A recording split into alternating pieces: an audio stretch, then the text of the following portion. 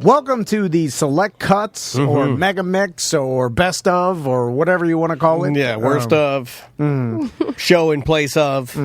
Samantha did a great job putting this together. Well, technically, it's not fully together, so the jury's still out on that. Yeah. I'll let you know if she did a good job. You're right. But all things point to she's done a good job. Well, we basically... Samantha put up a question on the BDM page. Hey, what are your favorite memories from this year? We asked some people, including EJ, who listens to every single show, for some suggestions, and we compiled some different segments throughout the year from all shows. Yeah. Which we. This is the only time we combine different shows. Well, we ran out of babies. Normally, we would only do like mega mixes or massive like shows that have bits and pieces from other shows if we had a baby. And I'm not having any more babies. And I don't think you're having. Well, you can't, right? No, I cannot. Well, I think maybe you can. If I got my vasectomy reversed, me and my wife often talk about having another baby because now our babies are gone. Especially like gone. Well, do you have a? They're not babies anymore. They're little. Yeah, but then boys. Eventually that baby's going to be gone too. Yeah. I mean, that's why you keep doing it, like Philip Rivers. No, you have 9 kids. That's a sickness, right? If you're only having the baby to have a baby and not to actually bring a human into your family unit, then that's what's wrong with the country. Well, Just be And then you start parents. sucking off the American tit, and you can get the fuck out of here with that shit. Just be foster parents for babies, and then once they get older, give them to somebody Yeah, else. why don't you foster some babies? yeah. That's I feel like that could be a heartbreak. Oh, of course. When you give them away. Wait a minute. You always talk to. Why don't you get just adopt? Why don't you adopt? But then that baby's going to grow up still. Yeah. His point is he wants constant baby. He doesn't want it but to grow adopting it's easier on your body, at least the lady's body. Sure, yeah. Yeah, there's a lot of I want a options. baby None of again, these too. are feasible, and none of them are going to My daughter doesn't smell good anymore. She doesn't have that baby. Well, she doesn't smell bad, but she doesn't have the she's baby. a little girl. That's what I'm saying. Yeah. There's no more babies. She can talk to me and sass. It's like our nanny came by before Christmas to give the boys some presents, and then mommy. she brought her granddaughter. Oh, and you loved it, didn't you? She's a little baby. Yeah. She's Now a you little got me baby. thinking about it, motherfucker. Now 7 I want a months, baby. 7 months old. Oh, yeah. That it's good. The newborns overrated. Oh, Too Black shit fragile. comes out of their ass too. That what's it called? Maricon. I'd like them to at least I be think able to hold their own You neck said up. the F word for gays in Spanish. But that's what it's called. I think that's what it's called. It's close to that. Yeah. It's a It's a variation of that, but said that doesn't Merkel? mean it doesn't. Marconium. Yeah. It's Marconium. Alright. Yeah. That's very similar to Maricon. So this first segment brought to you by Streamline Mortgage Solutions, streamlineflorida.com. If you want to refinance your house or get a mortgage, Brian and his team will help you out. Daniel, he refinanced his house, got completely new floors throughout his whole house. If you got to pay off credit card debt, I mean, a lot of people have a lot of equity in their house now because the market's grown and housing prices have gone up. So you can take the equity out of your house. Oh, you killed a doo-doo fly. Look at that. What happened? Killed that. Right there in my Tiny hand. doo-doo fly. Ew, Wasn't that God. tiny? That was pretty big. I could see it from over here. That one's filled with doo-doo. All over my hands now. And so if you want to take that equity out, go and talk to Brian. He'll tell you exactly how to do it. And his team and him are going to give you the VIP treatment being a Tom and Dan listener.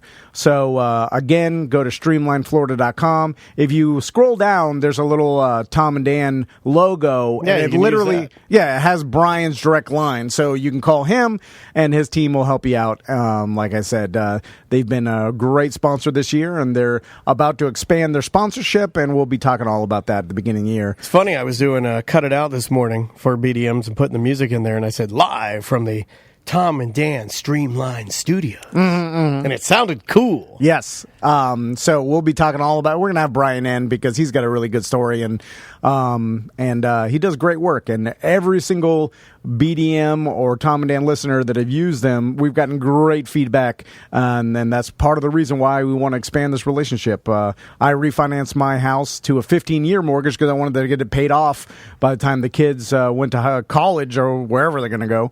So you can not do the same now thing. because you're going to get a new baby. Oh yeah. Yeah. And That's it'll right. only be like 7 or 8 years old. I think that's just a pipe dream.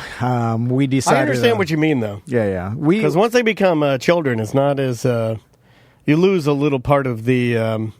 They're more mobile. They're more talkative. They have opinions. Well, yeah, you lose their babiness. But anyway, this What first. you need is an adult that's like a baby, Oh yeah, an adult baby. a big adult baby. Look in the mirror, buddy. yeah.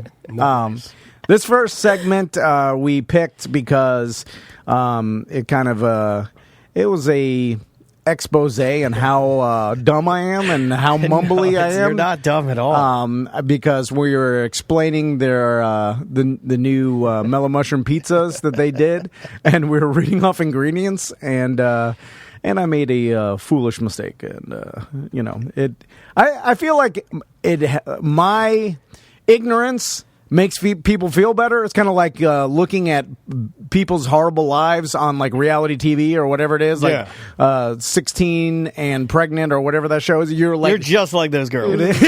Well, you're looking at, you're like, oh my God, these people's lives are worse You're than the me. Farrah Abraham of the show. So I feel like Eventually, you'll be doing anal sex with James Dean, doing a porno, you're get ass implants. our listeners are listening to me and they're like, well, that guy, he's an idiot. So it makes me feel better. Sometimes they do that. Sometimes they turn it off. Sometimes they're like, I can't listen to this. I'm No. getting more dumb. Yeah.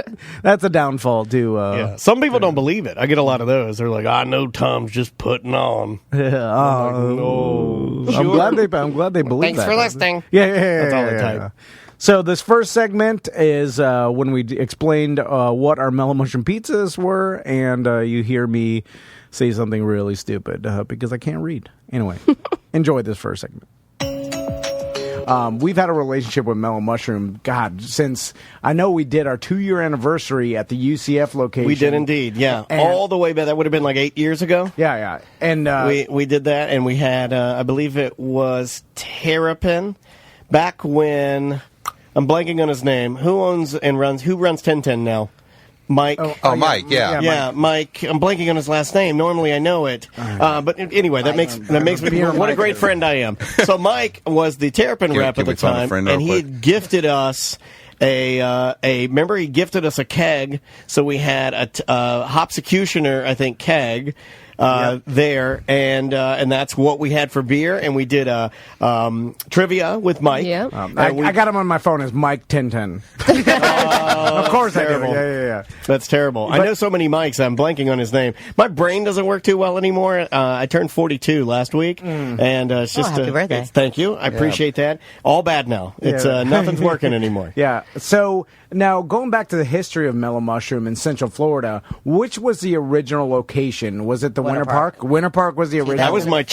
cheers for the longest time. Like, I still know so many people that worked their way through the ranks of working there, and yeah, I mean, like, there are friends of mine that I, have known just because my wife and I were regulars at the Winter Park location, which is one of the smaller stores, right? Like, that one's pretty, It's tiny. pretty tiny. I hadn't been there in a minute, and I took the family there last week, and we actually for my birthday, and we did it up big. Yeah. I ordered way too much food. I went there 2 weeks ago and had lunch there with my wife and sons. It was unbelievable as always. But speaking of mics, I have also Mellow Mike in my phone. Who was our original trivia man? Yeah, Mike Sands. Yeah. Who still does trivia at the UCF location, who did trivia. And we used to have him on the show to do Mellow Mike trivia at your old place back when we first started the podcast. Yes, we did. So Winter Park was the first Mellow Mushroom location, and then which was the second? Was it iDrive? No, UCF. UCF, Yeah. and then iDrive. Right. Okay, and how long has UCF location been there now? 2009. Yeah. It's been there a while, like a lot longer than you think. Yeah. Yeah. So we must have done their second year anniversary in 2010,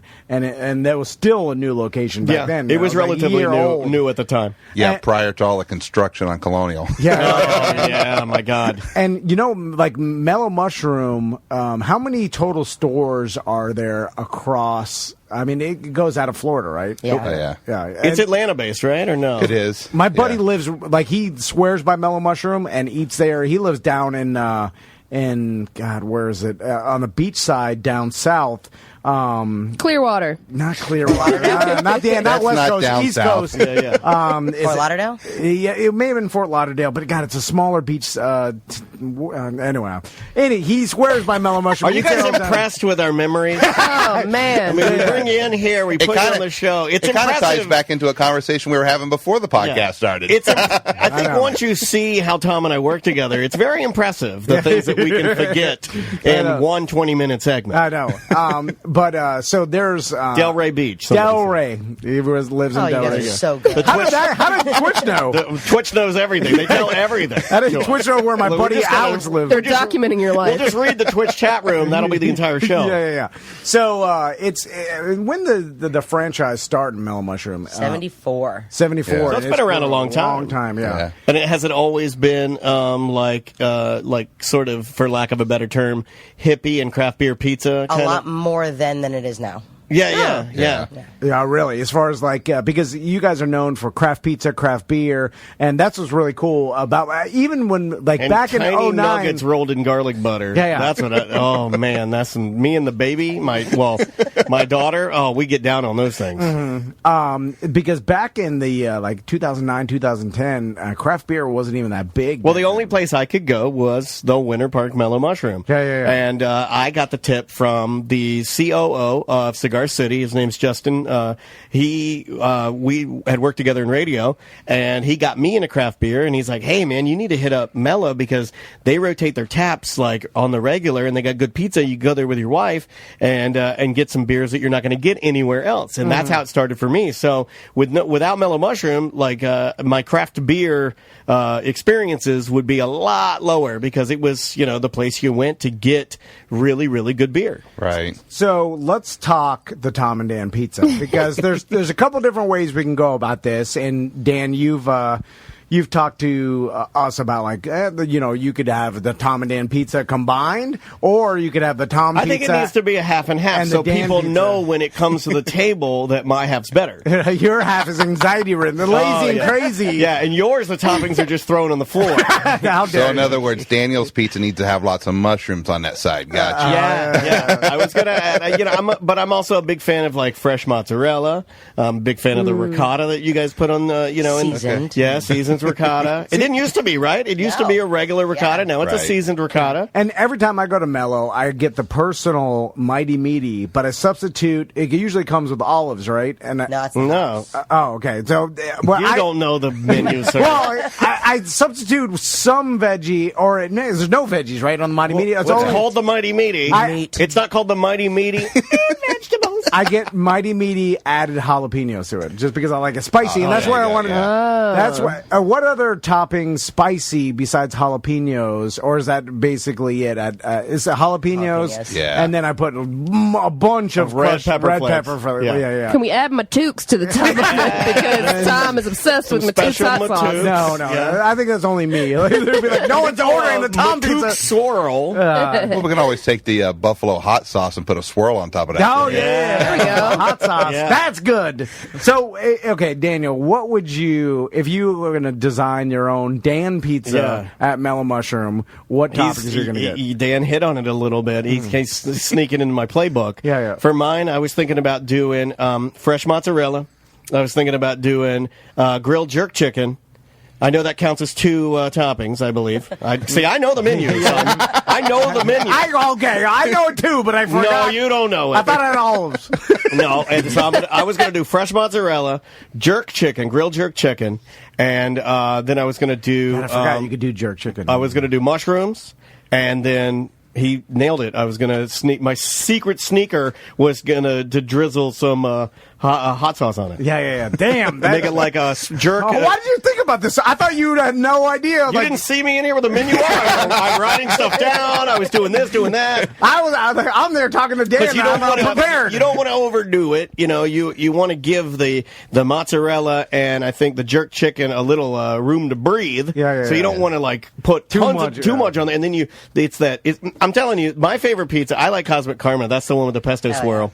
Anything with a pesto swirl on it, to me, everything should have a pesto swirl. Everyone's face, everyone's hands. Just pesto is the greatest thing in the world. I can eat it right out of the, if we're making it from scratch or a jar, I don't even care. Just all the pesto all the time. Yeah. It's delicious. Well, what's yours going to be, sir? Well, here's the thing. I was thinking about this, and I know, like I said, I always get the Mighty Meaty with jalapenos. So mine is going to be lots of meats. Oh, yeah. Okay. And jalapenos. Much like your meat wheels that you eat every day for lunch.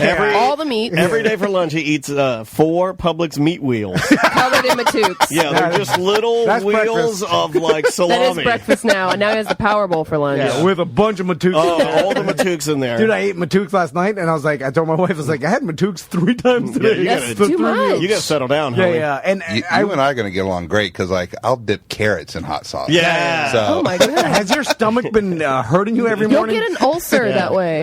Is that right? Yes. Yeah, I trust Dan over here. Yeah. You don't know. I've eaten hot sauce for years. I'm good. It depends. Person to It's person. just science. me and Dan high five dropped that at the same time.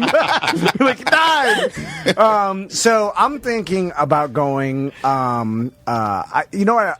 I love pepperoni. So pepperoni jalapenos got to be a staple. I also like onions. So pepperoni jalapenos. Man, I feel like onions. your pizza has basic bitch written all over it. What the hell? My pizza is cool. My pizza's got the hipster fresh pizza. No, it's very simplistic No, you got jerk flavors. chicken and all Jerk that. chicken's been on their menu for how many years? I Since know. I've been going to the restaurant. I'm a traditionalist. Easy. You'll be chanting Space Force here. Careful there, Tiki Torch. I'm just saying. Sometimes you just get the staples. Okay, I agree with you. I knew you were going to go pepperoni, though. I mean, that is so basic, bitch. Okay, yeah. Well, listen, you can't ruin a pepperoni. Like, you know what I used to get? I used to go in the Winter Park location. When I go there, I get a personal, and I would get just the what is that? Like an 8-inch or 10-inch. 10-inch? Okay, Yeah. get the 10-inch. But they would do crispy salami for me, where they would sizzle it in the pan. Do you guys still do that at all? Yeah. Yeah, On the flat yeah. top. Dude, you got to hold on. sizzle up that meat and get the little crispy edges on it. Way better. So if you're gonna do pepperoni, Look, he's maybe looking up our menu. Maybe call him out. Thank you for calling him out. Some salami on there as well. Crispy salami. Can I get crispy salami? Dude, crispy pepperoni is the only way to go because Meatballs? it gets the edges, yeah. and because pepperoni is great, but crispy pepperoni you get a little bit of that more. It almost leaps into bacon territory, Yeah. Right. Because it gets Delicious. that caramelization, So I like. Why don't you take tips from me? Why don't we just make it the Dan and Dan pizza? Yeah, I know. I think Dan's about to change his pizza right now. No, mine's. I think mine's. No, he looks like he's pretty well locked in. I'm gonna. I am gonna add. I think I'm gonna add crispy salami to it. No, hold on. I don't want a crispy salami. You told me about it. You slept. I asked you if you wanted it. You slept. You I were gave you all 2 about minutes. it's got to have pepperoni. Yeah, Gotta yeah. have pepperoni. Okay. Can't go wrong Get the with pepperoni. meatballs, Tom. Get the meatballs. Oh, that's another one of my favorites. The meatballs go really well with the ricotta. Why do I have a feeling all of a sudden we're going to have the entire kitchen on this pizza? No, you can't do that. It would be too much. Oh, and you got pepperoni, and then this thing called pepperoncini. No, that's called Pepperoncini. pepperoni. Oh, Pepperoncini. I can't read. I should have. Pepperoni-cini. Sounds like half of the Uber Eats orders that we get. I've never been more embarrassed. Wait a minute. You got pepperoni. You got pepperoni-cini. Is that from the South Side? Oh, man. Oh, man. Look at Tom. Put his head down. You can't write this stuff, folks. It writes itself. You're so red right now. I should have looked through this before. Are you gonna? Okay, I was let's. like, I'll wing it. I know. I got can wings. develop- Hey, I was going to say, we They got have wings wings, too. too. Oh, we Yeah, put the there's- wings on the pizza. Boom. Okay, Too many bones. let me boil it down simple for you. What kind of base do you want? Do you want olive oil and garlic? Do you want pesto base? Do you I want a should have red thought sauce? about this. Now Do you too want much pressure. Yeah, he's freaking out now. Do you want a red sauce base? I like the red Would you like to sauce. take a time out? No. Traditional red sauce. Yeah, I want traditional red sauce. Okay. I'm looking through here. Oh, throw some ham on there. It's good you're doing this on the air. I forgot. Caramelized onions. With the jalapenos, I'm a big fan of banana peppers as well. You can put banana peppers on But there. you're right. I think you're overdoing it. You start overdoing it. I want to tell you how to run your What pizza. about pineapple? Spicy sweet, spicy sweet. Yeah, pineapple though is divisive in the pizza Yeah, camp. a lot Some of people are people- really way in or way out. Yeah. Well, that's where you then use the Thai chili sauce that we've got. So you got a little spice, a little sweet. There you go. Okay, yeah, Thai chili sauce. And now don't make yours so the chef who makes it hates you. yeah, I know. You don't want to be hated. I know. They're like Already, oh. see, I've already taken. It's a dangerous gamble with the crispy meats because it is more of a step. So you might be making the guy mad. He's you know. And then now I'm pressured to put my wife likes avocado a lot. Well, no, this isn't They also her have pizza. tofu. Yeah. No tofu, Oh, never. kick that. Yeah, kick that right in the parking lot. So, well, this is going to take some more time here. I'm going to really have to formulate this. Oh, my because gosh. Now, I thought this was going to be easy, but Daniel's is so good. I take it seriously. Did I not have the menu up? Yeah. Yeah. I was. We actually talked about it yesterday, and we said, start thinking about what kind of pizza you want. Well, No, you didn't listen. Tom, did you send out those emails I asked you to? I did No, three right, of you're them. fired. I did three. Samantha came in, fired you. Welcome to the craziest part of our show, where we release Jay Moore upon you, and he red-faced positivities you to death. Well, okay. He's a good dude. We Can't say anything bad about him, but boy, that was weird. we're taking clips from not only AMT, our Friday free show, but from also comedian interviews, from ACTs, from Gentleman's Guides. Basically, this whole show is going to have clips from everything we do in all shows, which is unique. We don't normally mix and match shows like this, No, but this is like an audio quilt. and this particular square is the craziest one. Crazy This is square. cigarette holes burned in it. Because Jay Moore came in, and at the end of the show, he did this weird, kind of what psychic people do. I feel like he's got the same talent that mediums or psychics have, in which they can read someone based upon tiny cues. Yeah, like body language. Yeah. Yeah. Speaking of which, Cindy Kays is coming in. I think in a couple of weeks. Okay, My yeah. wife wants to go, and she wants to talk to her. And if we do an interview, she wants to come in. Okay. And I'm like, oh God, don't go down this road. She's smarter than me. yeah. Does she believe in it? I don't know, but she said her and your wife were talking about it, and I'm like, oh, God. They could do a two-wife crew. Listen, It's okay with me. everybody can I just stay the fuck out of it. Play my Red Dead. Make my dumb jokes. Everybody's allowed to believe whatever they want. I'm just telling you, this is not true. That's what I'm saying. You could believe whatever you Yeah, want. I don't wanna but hate they on do you not have the ability to talk to anybody that's passed. Like, in my because- opinion. Yeah, I mean, it's just easier to say that. In my opinion, I don't believe any of it. I think Cindy's a beautiful and a wonderful person. Yeah. She's It's good at awesome. what she does. It's super entertaining. Yeah. I just don't buy it. And it does great for different people, and it's great. I'm just saying, it's 100% not true. No. There's no proof of it, and there never will be. But anyway, Jay Moore does that sort of to us. Yeah, and he got it right. Like, he was looking at me, he's like, "Hey, you had something hard." Like, Well, he it's literally my started. fault because I always, to put you a little on tilt, and if the interview's weird, I'll throw out something that you do to them to kind of fish them in. Yeah. Like, I'll say he cheated on his wife one day with a girl in the frog pajama pants. Yeah. Totally not true. It's not true. Tom didn't do that. But I throw it out there, and you go, "Come on, stop! I told you not to do it." And then they go, "Well," and then they go in Well, on you. it's not completely untrue. We're I getting didn't- more Getting closer. every time we say it. we get a It little wasn't bit my more. wife at the time, and I didn't cheat on anybody. But That's the- the Did trick you right wipe there. your penis with the pajama pants? No, I did not. I never even did. I do that anything with old that girl. T-shirts. Did she do something with you? No, No. she was just in the. Have you seen? She was Indian, right? She was watching me play Tony Hawk. And then my wife, Did at she the look time, like, she lived in Miami. She came up and surprised me, and then all of a sudden, she's sitting next to me, pajama It's pants. you and Crystal, and then Mia Khalifa is what I'm picturing. The porn star. I couldn't even tell you the person's name or how I. You even said she knew was them. Indian, though. No, that's a different story. So Oh. You get it confused. That's Who's the that Indian? was you real cheated? bad. Oh, yeah, Oh, my what God. was that one? Yeah. No. Tom got that curry. Yeah, that was before I realized the dynamic of what my wife believed our relationship was at the time. You wanted some roadie. Well, okay. I listen. I still don't live this shit down. My wife will still bring it up. She'll be like, "I'm like, what the fuck? Remember when you when you were 7 years old? I was like, and you what? bought I a didn't even know Ronda, you then. you I was bought a 18. Hallmark Ronda reindeer for her for Valentine's Day. That's half my life ago, right? Yeah. Yeah. It was literally 18 years ago. Still bringing it up. Anyway, So Shouldn't have cheated on her. I wasn't. We weren't boyfriend and girlfriend at the time. He thought you were. He just wiped his dick on her pajama pants. That's not cheating. Okay.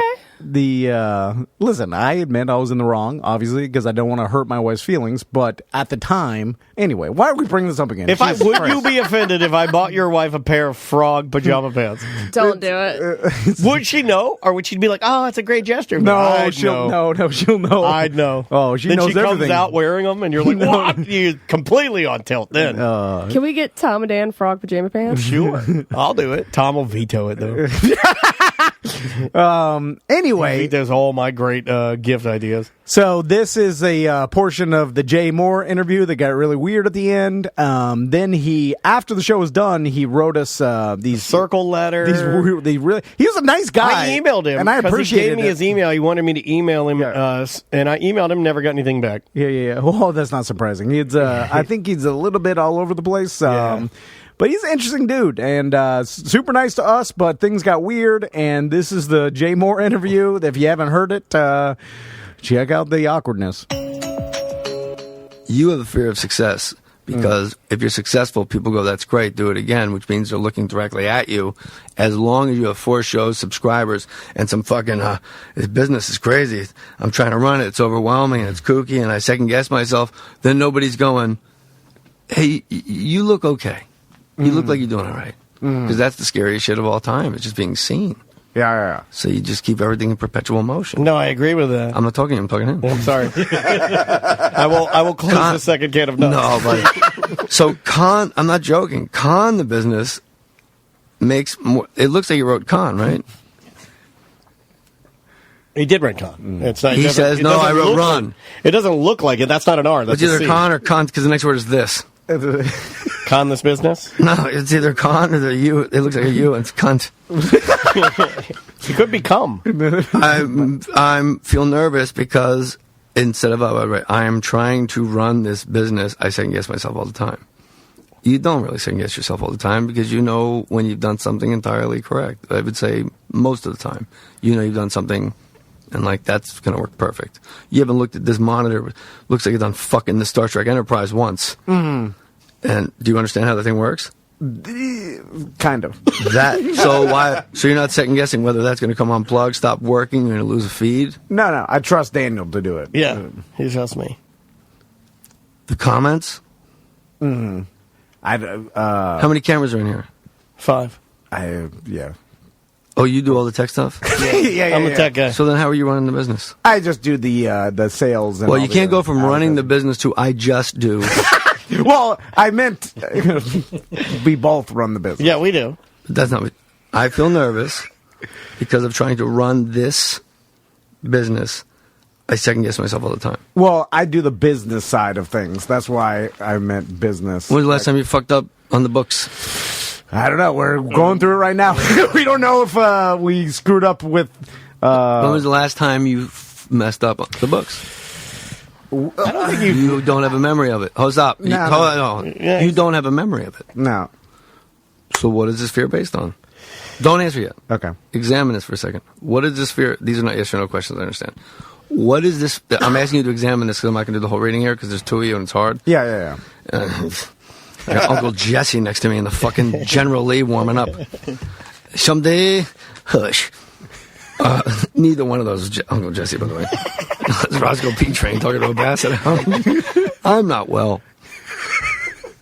So, you have no memory of making a mistake on the Yeah. business end of this, where you second guess yourself all the time when you run this business, the business end of it, right? Yeah. So then your nervousness, it's fear. Let's just call it what it is. It's fear. It's fear of sadness. Yeah. And I'm really proud of you for writing that, buddy. That's We're good. both scared. Your fear is based on nothing you've actually experienced. Yes. Just examine it.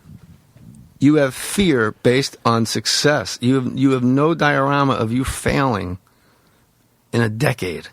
Not your fucking health. Everything. You have sex like a Viet Cong sniper. So it's based on nothing.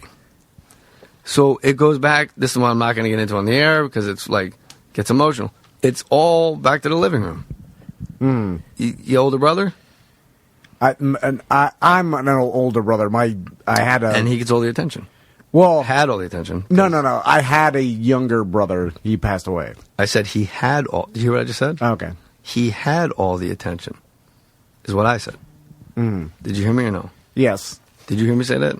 Oh, I did hear you. Don't say know that. what's going on. Okay. So how could anything you do? How old were you when he died? This happened like 4 years ago, so I was in my 30s. And But prior to that, he was the squeaky wheel. he was the troubled. He was an addict. Yes. Yeah, I know. So everything you do that's perfect doesn't get any attention. Because if he pushes his grandma's chair in at Thanksgiving, they go, hey, he was here, he pushed in grandma's chair. It was a really good Thanksgiving. You're like, I made 4 fucking pies. So that's that. But this is this, Deer Hunter. This is this. So you, my friend, I would say, please, because you're too beautiful, man, take the rearview mirror off the car, because it don't fucking matter what that sign said past that exit. It's back there. And your brother's addiction, the 3 C's, you didn't cause it, you can't control it, you didn't cure it, and that's what we try to do when there's an addict in the family, and it's hard. And there's a lot of unresolved shit, and there's guilt, there's shame, and that's not rational at all. And you think about when you're like little kids and shit, and you're like, what the fuck? Like what? How? Why? Life is not fair. But it's fantastic. It is fantastic. It is fucking fantastic, this life. But it is not fucking fair, okay? And that fucked you up more than you've ever shared with anybody because of the relationship you had in your home before your brother passed away, because he was an addict for a very long time. And your parents just did everything they could to try to keep the shit at shoe levels, not knowing it was a fool's errand. And what didn't ever get recognized was you simply being you. You're just there. And it's like, nobody gives a shit. They do, but not really. But they do. Of course they do. And that's the fear of fucking everything up, because my fucking brother died. I'm not doing a direct correlation by any means. Yeah. And I do deal with that all the time, so I'm not. You are happiest when other people are happy. You like to set everybody up. Everybody's cool. Everybody's got what they want. You have to remember you're a people. You are a people, not other people. There's the universe and there's you, right? That's impossible. That's impossible. There's the universe and me is impossible. You're it. It's you. You're that. That's him. That's like we're all. Look at this. This is why I made people question God and AA. It's like this is a higher power in this room. Like this is love right here, you know. And if Jesus sold Vicodin, I'd be licking his feet. In fucking West Palm, be like, he's the king of kings, bro. I don't know what to tell you. And my life over to that guy. He's got the good Norcos, too. So you got to remove the rearview mirror, and you just have to stop skipping you in that line of kindness that you show everybody else, because you've become an impossible perfectionist because of your conditioning. And it has not served you. And you hold it together all the time, and you go from fucking completely scattered to perfectionist, like an elastic band. Completely scattered, perfectionist, completely scattered, perfectionist, completely... Dan's getting freaked out. Completely scattered. That's pretty close. Yeah. Fucking pretty close. That's exactly what it is. And, I'm gay and my marriage is a sham. I feel I feel so empowered. I need to yell that right now. I said I would do it there. I feel like weights have been lifted off our shoulders. Let's just fucking come clean. That's a great sermon, Father. Yeah. I loved your sermon, I Father. feel like I needed to yell that. So how is it working with Tom Cruise? I had that on my list. Tom's he actually is really fucking awesome. You're I don't know if you know this or not, and you're gonna be more uncomfortable. Yeah. You're the nicest person anybody knows. Mm-hmm. You're a beautiful fucking human being. Your primary emotion is love, and that's all you know how to do. And you found the well that's beneath the well. I said that a lot today. You found the well with your brother and your parents. You, like a wrestler, like a boxer, like people with trauma and like super fucking survivors, you discovered that well beneath the well that people go to their graves, they don't even know they had. You emptied that. You refilled it, you emptied that again, and nobody fucking noticed. And I'm sorry. I'm really sorry. I'm sorry. But the worst thing that ever happened to you in your life, it happened. It's done. The rest of your life, nothing will ever be that bad again. That's it. Thank you, Jay. I mean, it's really heavy, but you... I'm sorry. You're Tom. Fuck. Dan. I do this every time. When I was talking to Oates... All right, I'm going to get a massage. All right, and not a rub and tug. You want to know why? We have those. It's hard. Yeah, but you know what? I've run out of ways to explain where I'm fake tight. Yeah, no, I understand. I was stretching with bocce balls while I was roofing. So right where my leg meets my dick, I pulled that. Yeah, no, they'll do it. You just tell them, just hand job, and they're like, okay. 2 shows tonight, They're 2 shows on Portuguese? Saturday. They are. I'm sorry, you spoke over my plug. No, that's all right. No, it's all good. Both of you, I'm really proud of, man. 2 and 2. No Sunday show, right? Fuck Sunday shows. No, You're not doing a Sunday show, right? If they asked me to do one, there's tickets sold. I'll do shows. I'll come to your. I thought you wanted Sunday off because you needed to have fun or something. The Lord. Yeah. Are you an atheist? You believe? You a believer? I'm not that stupid to be an atheist. Yeah. I'm not even saying there's like my Lord, that Lord, faith. Just don't get invested at all. Atheists are the only group that atheists are certain. How the fuck can you be certain? Well, I'm an atheist, but I'm not certain that there's no God. I'm just You don't whatever. You're like Penn. I don't actively believe. I don't actively believe in a God right now. No. And he goes, and that could change like absolutely, that. yes. And, but he snapped his fingers like 11 times because it's Penn. I'm waiting for a fucking dub to come out of his sleeve like that, like that. He's got to be careful with his snaps. And you're a great, like my friend is an atheist, and we get along great because we actually listen to each other. It's not like, yeah, but. And atheists are always winning the argument because the Christians are the idiots that show up to the arguments. If the Christians invite the atheist get his teeth kicked in because you have to prove to me there's no God. Yeah. When you go ask your unicorn in your closet, because she doesn't know I already asked her, and I thought we were talking about God, not my unicorn. Yeah, it's a paradox. That's what I call my John Wayne Gacy toy collection. Go see him. Wear your Tom and Dan gear. John Wayne Gacy? Thank you for giving us so much time. Yeah, go see John Wayne Gacy. Buy some of his art. You want to see my handcuff trick? Download his podcast, More Stories. It's really good. Go see his poetry on his website. You'll like it. And cool. How about I take us out with a nice poem? I was reading them to right? Yeah, you want to read this one? Can you take us out with a poem? That'd be awesome. No, they're Okay, they're private. Okay. No, they're not private at all. Go to the website, like you said. Yeah, just go there and read them. And, will you do me a favor, though, man? Please. Yes. I'm not going to embarrass you at all. Okay. Will you just today, from now until you go to bed at night, practice just letting the good in? Like somebody compliments you, just like, don't you have to be an asshole about it. Just go like, thanks, and then go, that person like thinks nicely of me. Or, just let the good in. Let the reality of the impossibility of the magnitude of you settle little by, not progress, not perfection, like little by little by little by little.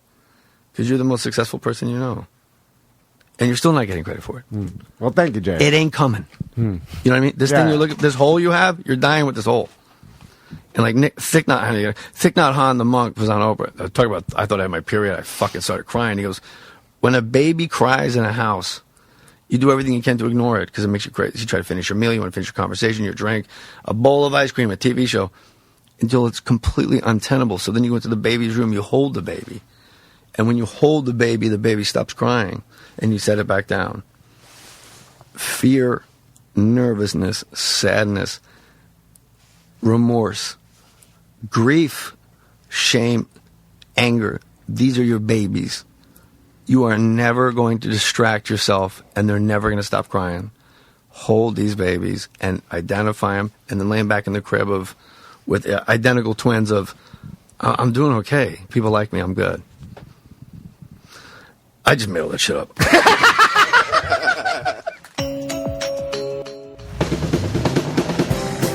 Oh yeah, oh yeah, I'm drunk as a buyer. Oh yeah, oh yeah. Well, I'm the king of Deltona and I'm drunk as a bear. I like my beer ice cold and my steaks real rare. And speaking of steaks, what do I see? A stupid, fat, old, useless manatee. Hey there, manatee, what do you say? Swimming in the river on a sunny day. Swim, swim, swim, that's all that I do. What do you do, drunkie? How about you? Well, I drink beer and I write jokes. I smoke weed and I drive boats. And thanks to you and your manatee ways, you're fucking up my boating on my boating days. I'm sorry, drunkie, but we were here first. We're one of God's creatures. We're part of the earth. We eat the excess vegetation that grows in the lakes. Well, you can stop there, fatty. This is all that I can take. I am drunkie to the bear, and you are a big fat bastard. My boat's only got 2 speeds, motherfucker. That's fast and goddamn faster. I'm gonna kill you. I'm gonna kill you. I'm gonna put my prop straight up your ass. I'm gonna kill you. Even if my kids are on the boat, I'm gonna kill you.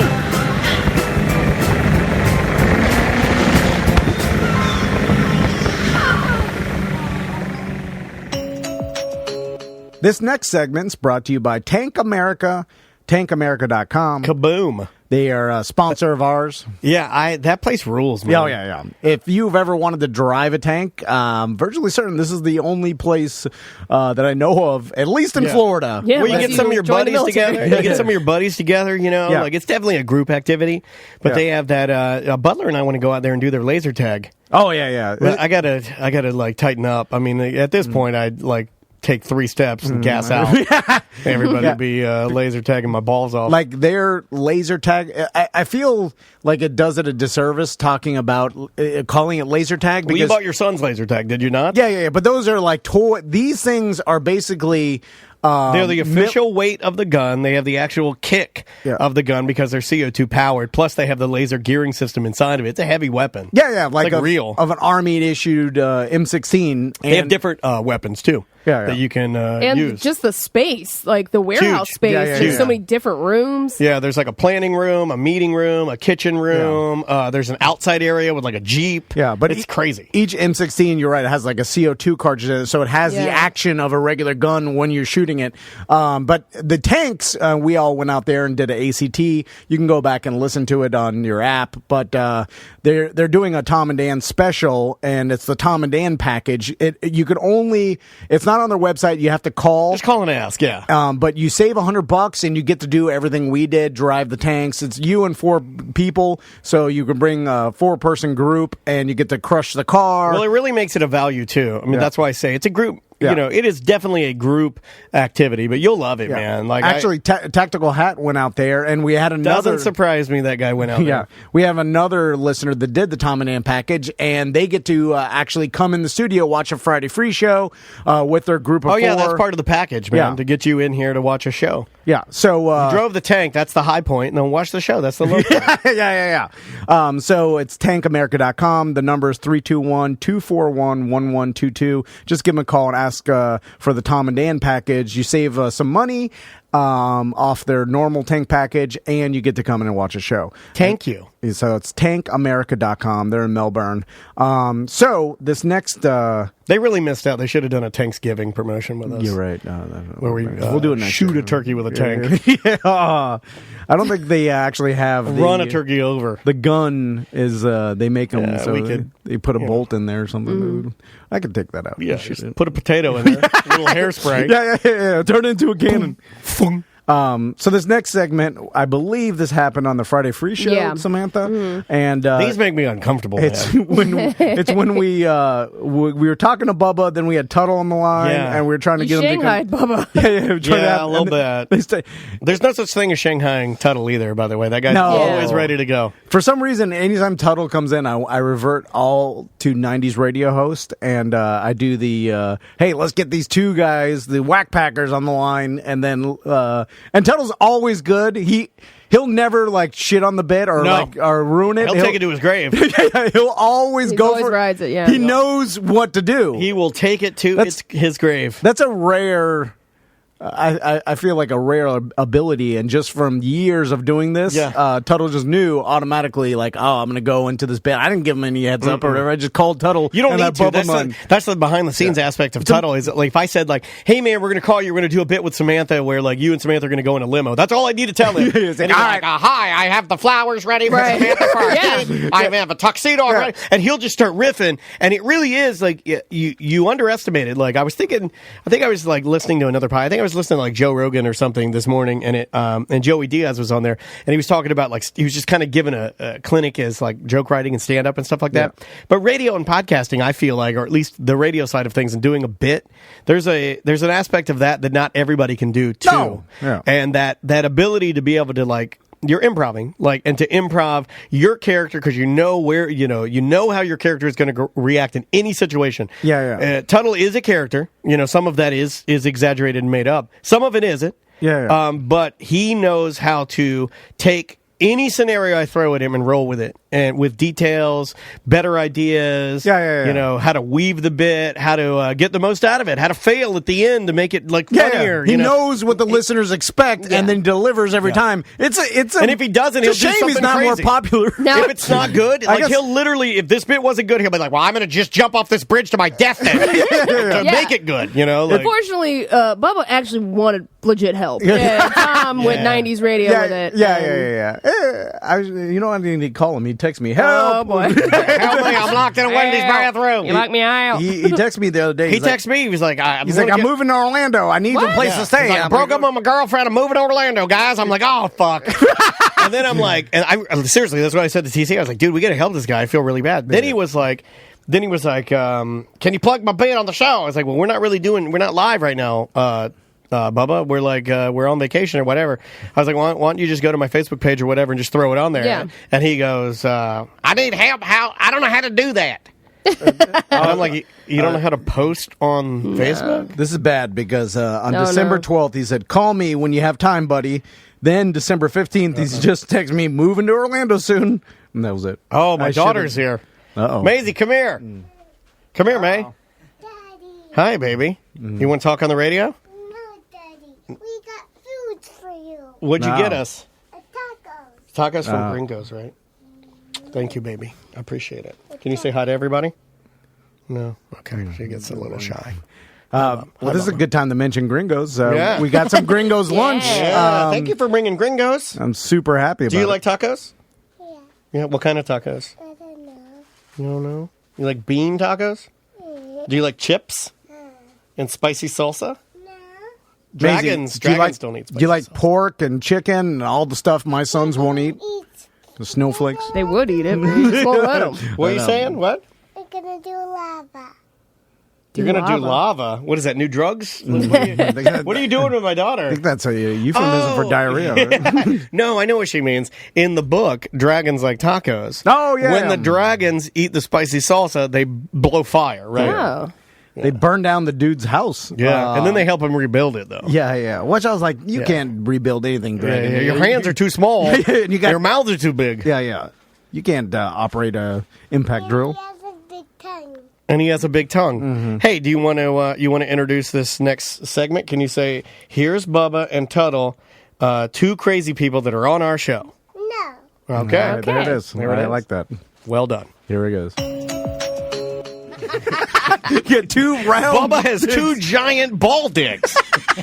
Keep talking, Dan. I'm enjoying this. Well, I've missed you, man. And but Tom told me he got a text from you, and then he was a little worried. So, Bubba, he is currently, and correct me if I'm wrong. See what I did there? We'll be right back. You are currently living in a halfway house, correct?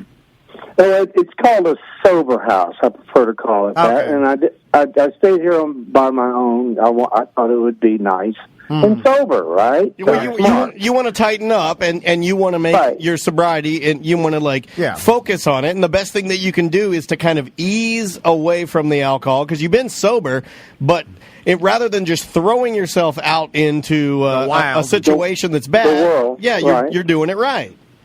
No, I'm not. Okay. Well, what happened, Bub? 9 months at this sober house has been the most horrific episode in my life. Every scumbag in the world, every thief, every intravenous drug user, every liar, every brute, every bully has been here. Yeah. I have been robbed blind. I have been choked out by one guy. What? Hold on. Wait, you're a whoop ass. Oh my God, that's not Bubba. That is not good, man. Now, explain to me real quick, Bubba. Go back to a sober house. Is it sponsored? Like, does a company pay for it? Does a government pay for it? How does it work? A company. I don't want to mention their name. They own it and they keep it up, and they have a house mom.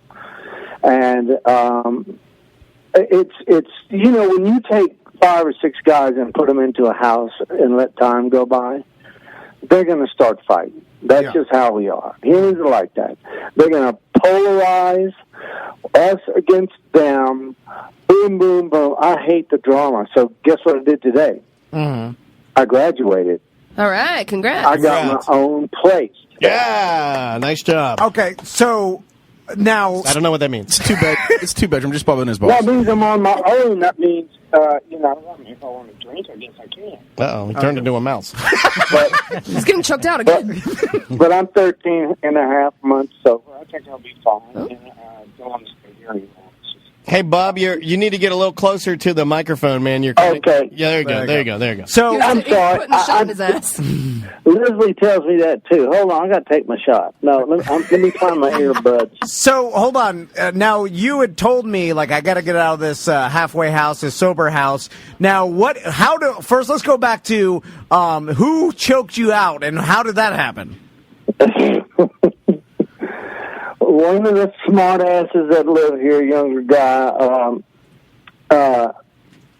we have pantries. There's one big rule: no stealing. Seems like a good rule. Yeah, I like that rule. No stealing any food. Okay, we share food. Hold on, let me put you on the thing where you can hear me better. Okay. There you go. What were you on before? Hello? Yeah. There we go. We got you. So anyway, I have low blood sugar, and I took a few flakes of Cinnamon Toast Crunch and put them in my hand and put his box up there. Now, whenever I do that, and everybody here knows, I'll go buy him 2. Okay. Like if I ask a guy for a little bit of milk to put in my cereal, I'll go buy him 2. Gotcha. So you were having a diabetic fit. You take a couple flakes of Cinnamon Toast Crunch so you get your mind back together. Well, no, I'm hyper. I think it's hypoglycemic, where if my blood sugar drops to a certain area, I got to get a little something in me or I'm going to pass out. So I know that exactly. feeling. I know that feeling. Yeah, it's really just uncomfortable, and you can hardly walk. So I made it over there to do it. Next thing I know, this son of a bitch has me by the trachea. Trachea? Is he like Homer choking out Bart Simpson? Like some sort of martial arts move by the trachea where I could not breathe. Yeah. I got a mark I can send y'all. I got a mark from his nail on my neck. Now, you see, I can't get in a fight. Yeah, because you'll be kicked out of the house, right? I'll get kicked out of the house.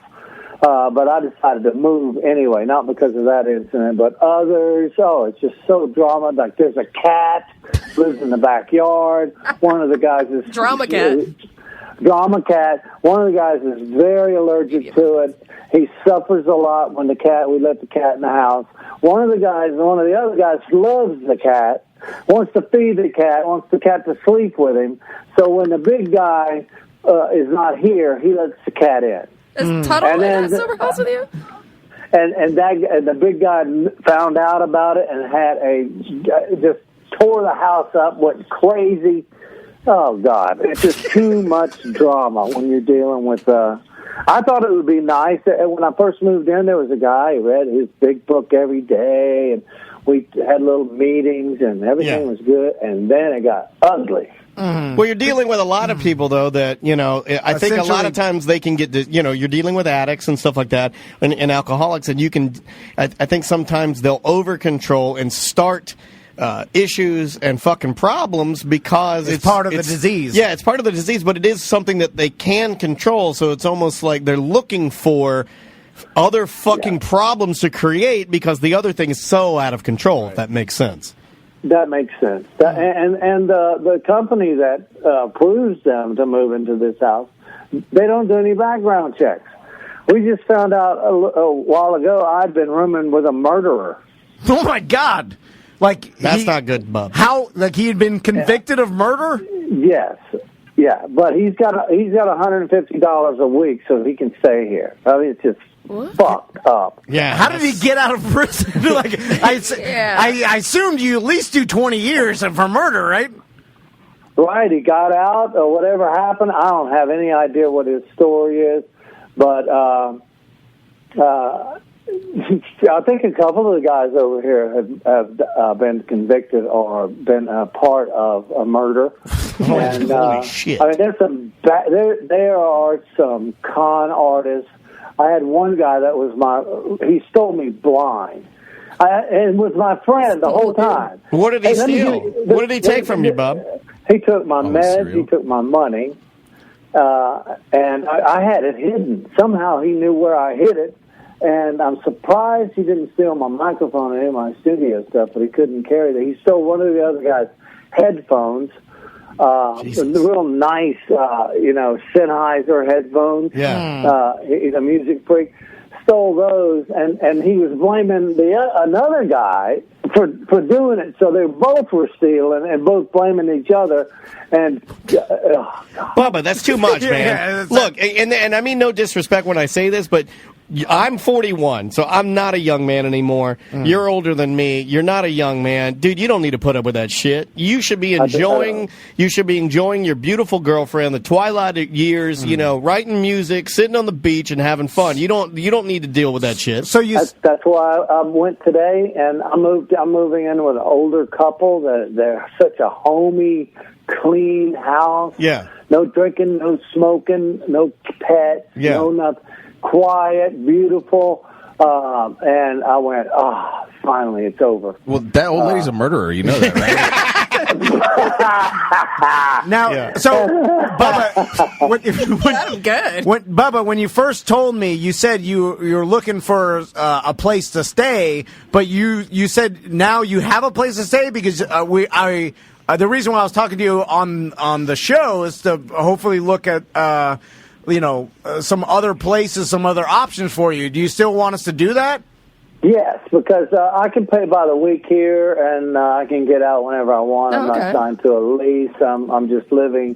The house is kind of divided into two, so I have my own entrance. I have my own Florida room. Cool. I have my own bedroom. I have my own bathroom. Well, and it's safe and it's clean and there's no drama. Well, okay. Well, if you want an alternative to that, listen to Tom. Yeah, I have an option. Apparently, Tom put on his rust pants today because he's got another idea for you. So I want something unsafe, unclean, and dirty. I have an option for you, Bubba, and I'll just throw it out there. You can turn it down or take it, but I will actually, as T&D Media, we will rent an apartment out in Tampa, and but. I like how you turn into the queen when you speak as T&D Media. As T&D Media, we will rent an apartment. But you have to roommate with this person online too, and we will put webcams in your apartment so all of our listeners can watch what's going on. And you get 20% of the revenue that we earn from said webcam. Yes, and ladies and gentlemen, O.J. Simpson. No, it's worse. It's way worse. Mystery roommate. Do not reveal yourself, but say hello to Bubba Whoop-Ass Wilson, or now Bert Wilson. Hi, Bert Wilson. Oh, my God. Bubba, do you recognize that familiar voice? Say it again, son. Hi, Bubba. Oh my God, it's who I thought it was. Oh, come on. Tuttle, are you there? Yes, I'm here right now. Now, I didn't tell you anything. I text Tuttle like, hey, can you talk on the show? And he's like, anytime. Call me anytime. He's like sitting by the phone, ready and willing. Let me know, boss. I'm like, you don't work for us. He's like, I will be ready anytime. There is nothing else going on. Can call and I like talk. to be very poignant. I'm smoking weed and cooking out and getting ready for the U.S. soccer match. All right. Oh, my God. Bubba, you don't need that. So, Tuttle, will you, because Tuttle, how are you doing right now? I'm good. I'm actually, it's great timing because I'm going back to Tampa in the next couple of weeks, and that would be awesome. There you go. There's only a couple of things, like, I need to make sure that he's fine with. Is that okay? Yeah, go ahead. What are your stipulations, Tuttle? All right, I walk around the house nude because I like to display what I'm working with. No, you ain't. Well, you both have massive cocks. So, You got to compromise, Bubba. You're talking to the only two guys that I know that have gigantic penises are Bubba and Tuttle, and that's a fact. You are literally the insane cock brothers. You are the real insane cock. We would be 24 inches of pain. Stop it. Hey, guys, the 90s-ometer is pegging at 9.9. We're going to have to... 90s-ometer. I thought I was wearing Vans today. I looked down, they're British Knights. Something's happening. Something is happening in this room. We're all turning 90s. I have a slap bracelet on right now. Where did I get that? Does anyone want my Toyota? There's shamrocks on my tits. And my drinking has been... My drinking has been curtailed a lot, though. All right, so you're not, because here's the thing, Tuttle. Bubba, he needs to live a sober lifestyle. Yeah, he's doing good. He's got a girlfriend. He wants to keep it between the lines, just write music. How are you with cats, Bubba? Because Tuttle has a Molly cat that he's probably going to bring with him. I'm okay with cats. Okay. But what Tuttle does ecstasy with his cat. And jizzes on his cat. But no, here's the thing. Yeah, Bubba, the cat rubs up against your legs when you're rolling and blasting off. Shut up. Get out of here. Hold on. We just got an email. Hypercolor Shirts wants to sponsor us. So I am not going to live with a turtle with his long white dick watching him pump off all the time. I ain't doing it. Come on, this would be a great reality show. Did he say pump off? Hold on, Tuttle. Didn't you were Bubba's manager at one time, right? Well, I had to drive around with him a couple of times, just to keep an eye on him. He's never my man. He do shit. I drove you around all over the place. You try to act like my manager. That's all you did.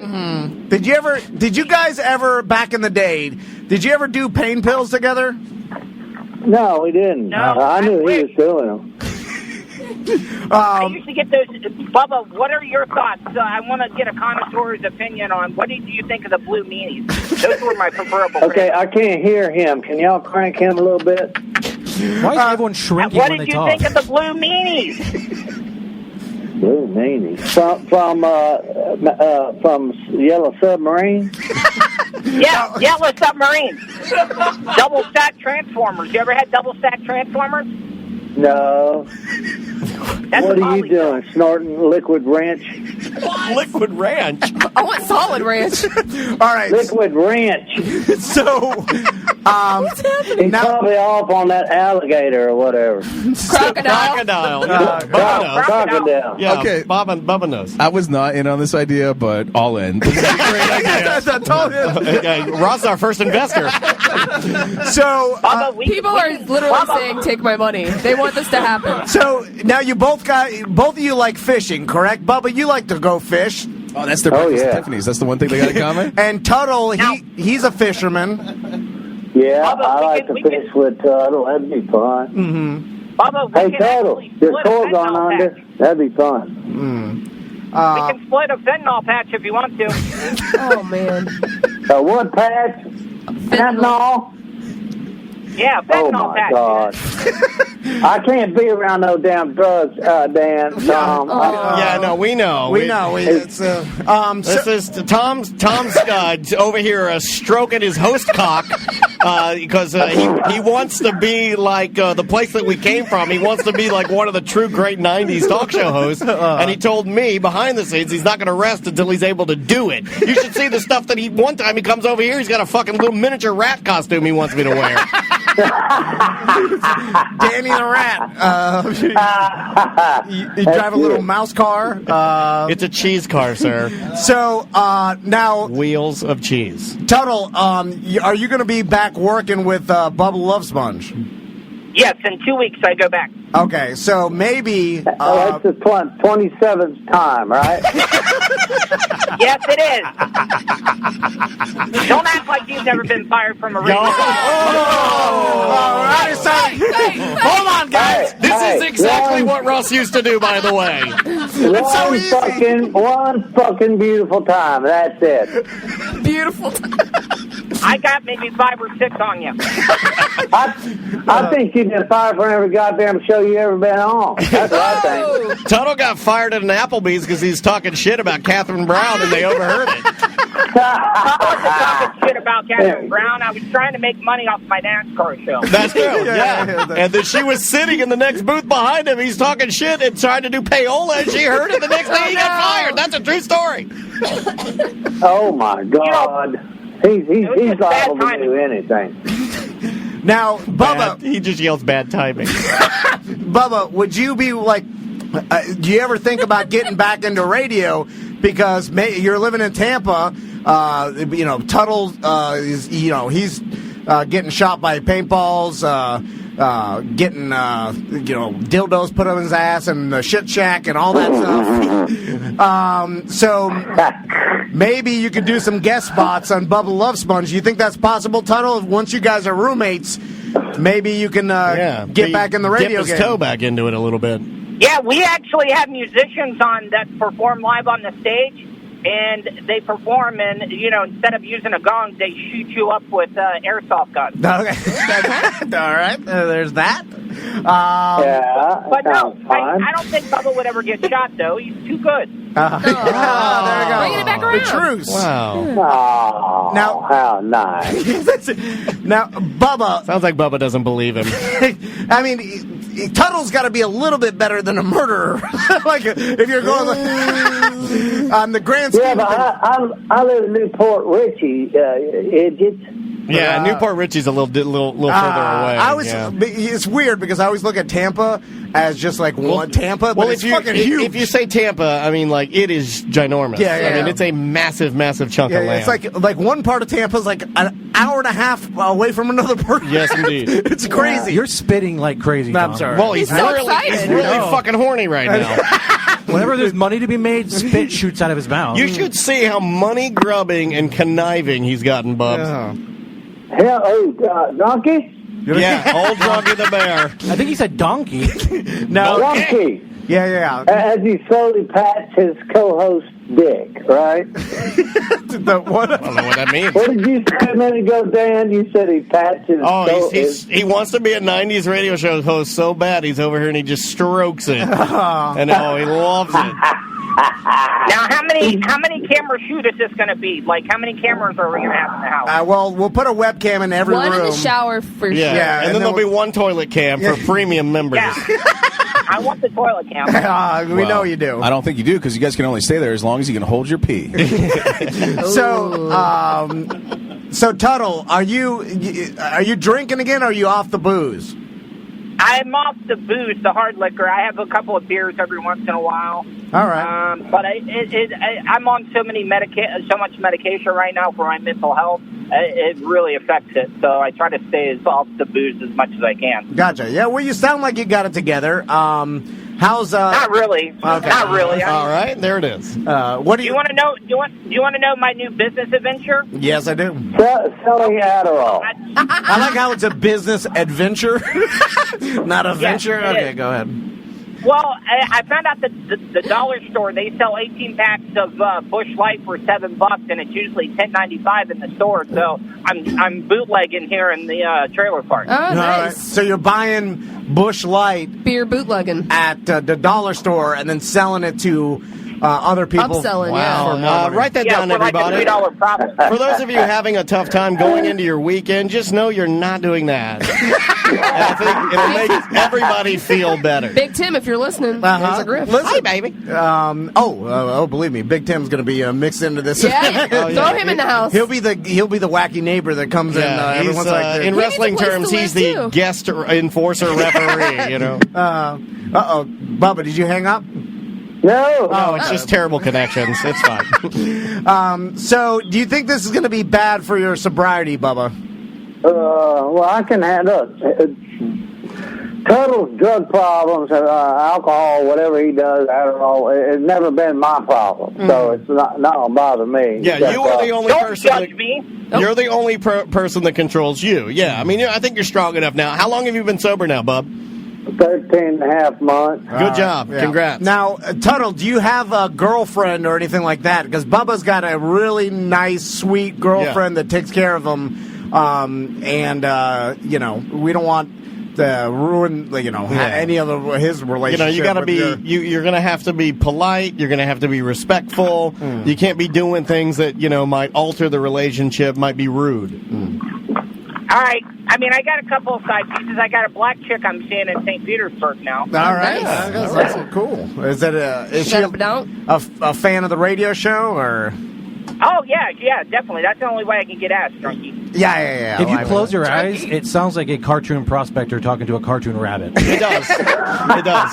And the fact that everybody still calls you drunky gives me, the joke's on you, buddy, because I'm enjoying this just as much as you are. Now, Tuttle, do you have a TV? Like, what are you going to bring to this roommate situation? Yeah, what do you guys got to offer up to the house? So, because we're going to have to buy furnishings and everything, too. Well, my I've got studio. Yeah, Bubba's got his studio. Yeah. Tuttle, you will not be able to touch his studio equipment. That's precious to Bubs. I have a Mr. Coffee. All right. 10 or 12 cup, bub. I got a George Foreman grill. All right, Oh, there, off George to a great Foreman. start. Did any of you have like a big screen TV? Yeah, I do. Okay, Bubba's got the big screen. That's okay. from the divorce. Got it. All right. Old as hell. Do you have a couch? Who's got the couch? I got one in I got- storage in Orlando. All right. Okay. We can arrange to get that to you. We can do It's a that. love seat.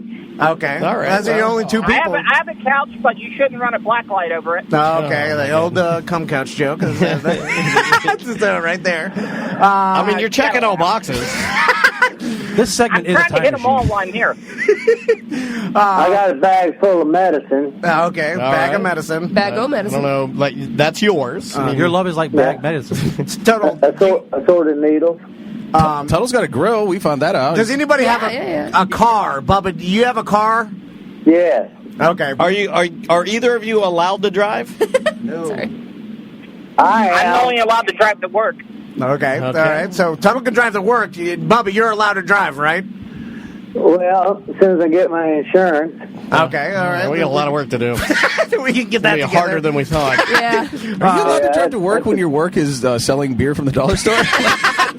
that's a loophole. You're gonna drive to the dollar store and then drive to I don't know around town.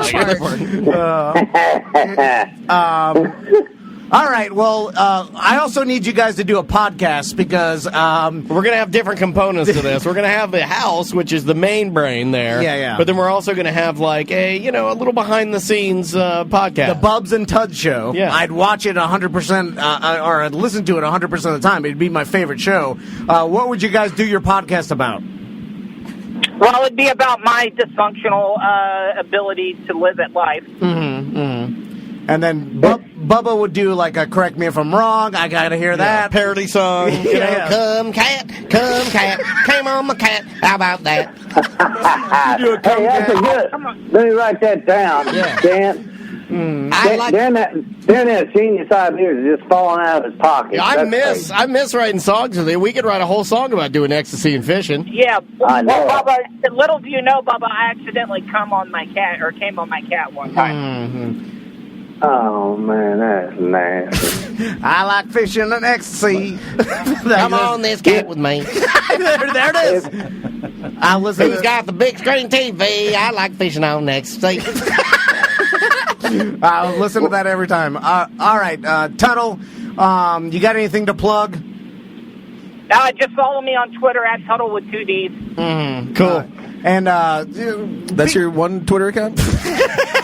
Come on the cast.com. Tuttle, who is the okay? There's one Oh my God. crazy person on Twitter that always gives Drunky the Bear. It's Tuttle Army or something like that. Tuttle, how That Tuttle on the radio guy, it's exactly like the same type of guy I used to mess with Daniel. I think it's that Johnny Dark guy. Yeah, it's the same guy. These guys are like they're like prize pigs, but they're with it with the radio. So what they do is they're when they're bored, they just have myriads of radio accounts, and then they just try to interject and fuck with people. Yeah. And it works sometimes. Yeah, this Tuttle on the radio person. They're obsessed with us. It's a picture of Dirty Jim and Tuttle sitting in the Monster studio, and then it's a picture of Tuttle dressed like a woman from back in the 90s. Yeah, when he did the glamour shot. Well, that's when me and SBK had to have our glamour shots done. Yep, I remember. Oh, so good. So You good. love it, don't you? Oh, yeah. Oh, Every so sprinkling. good. Yeah, we're bringing it back.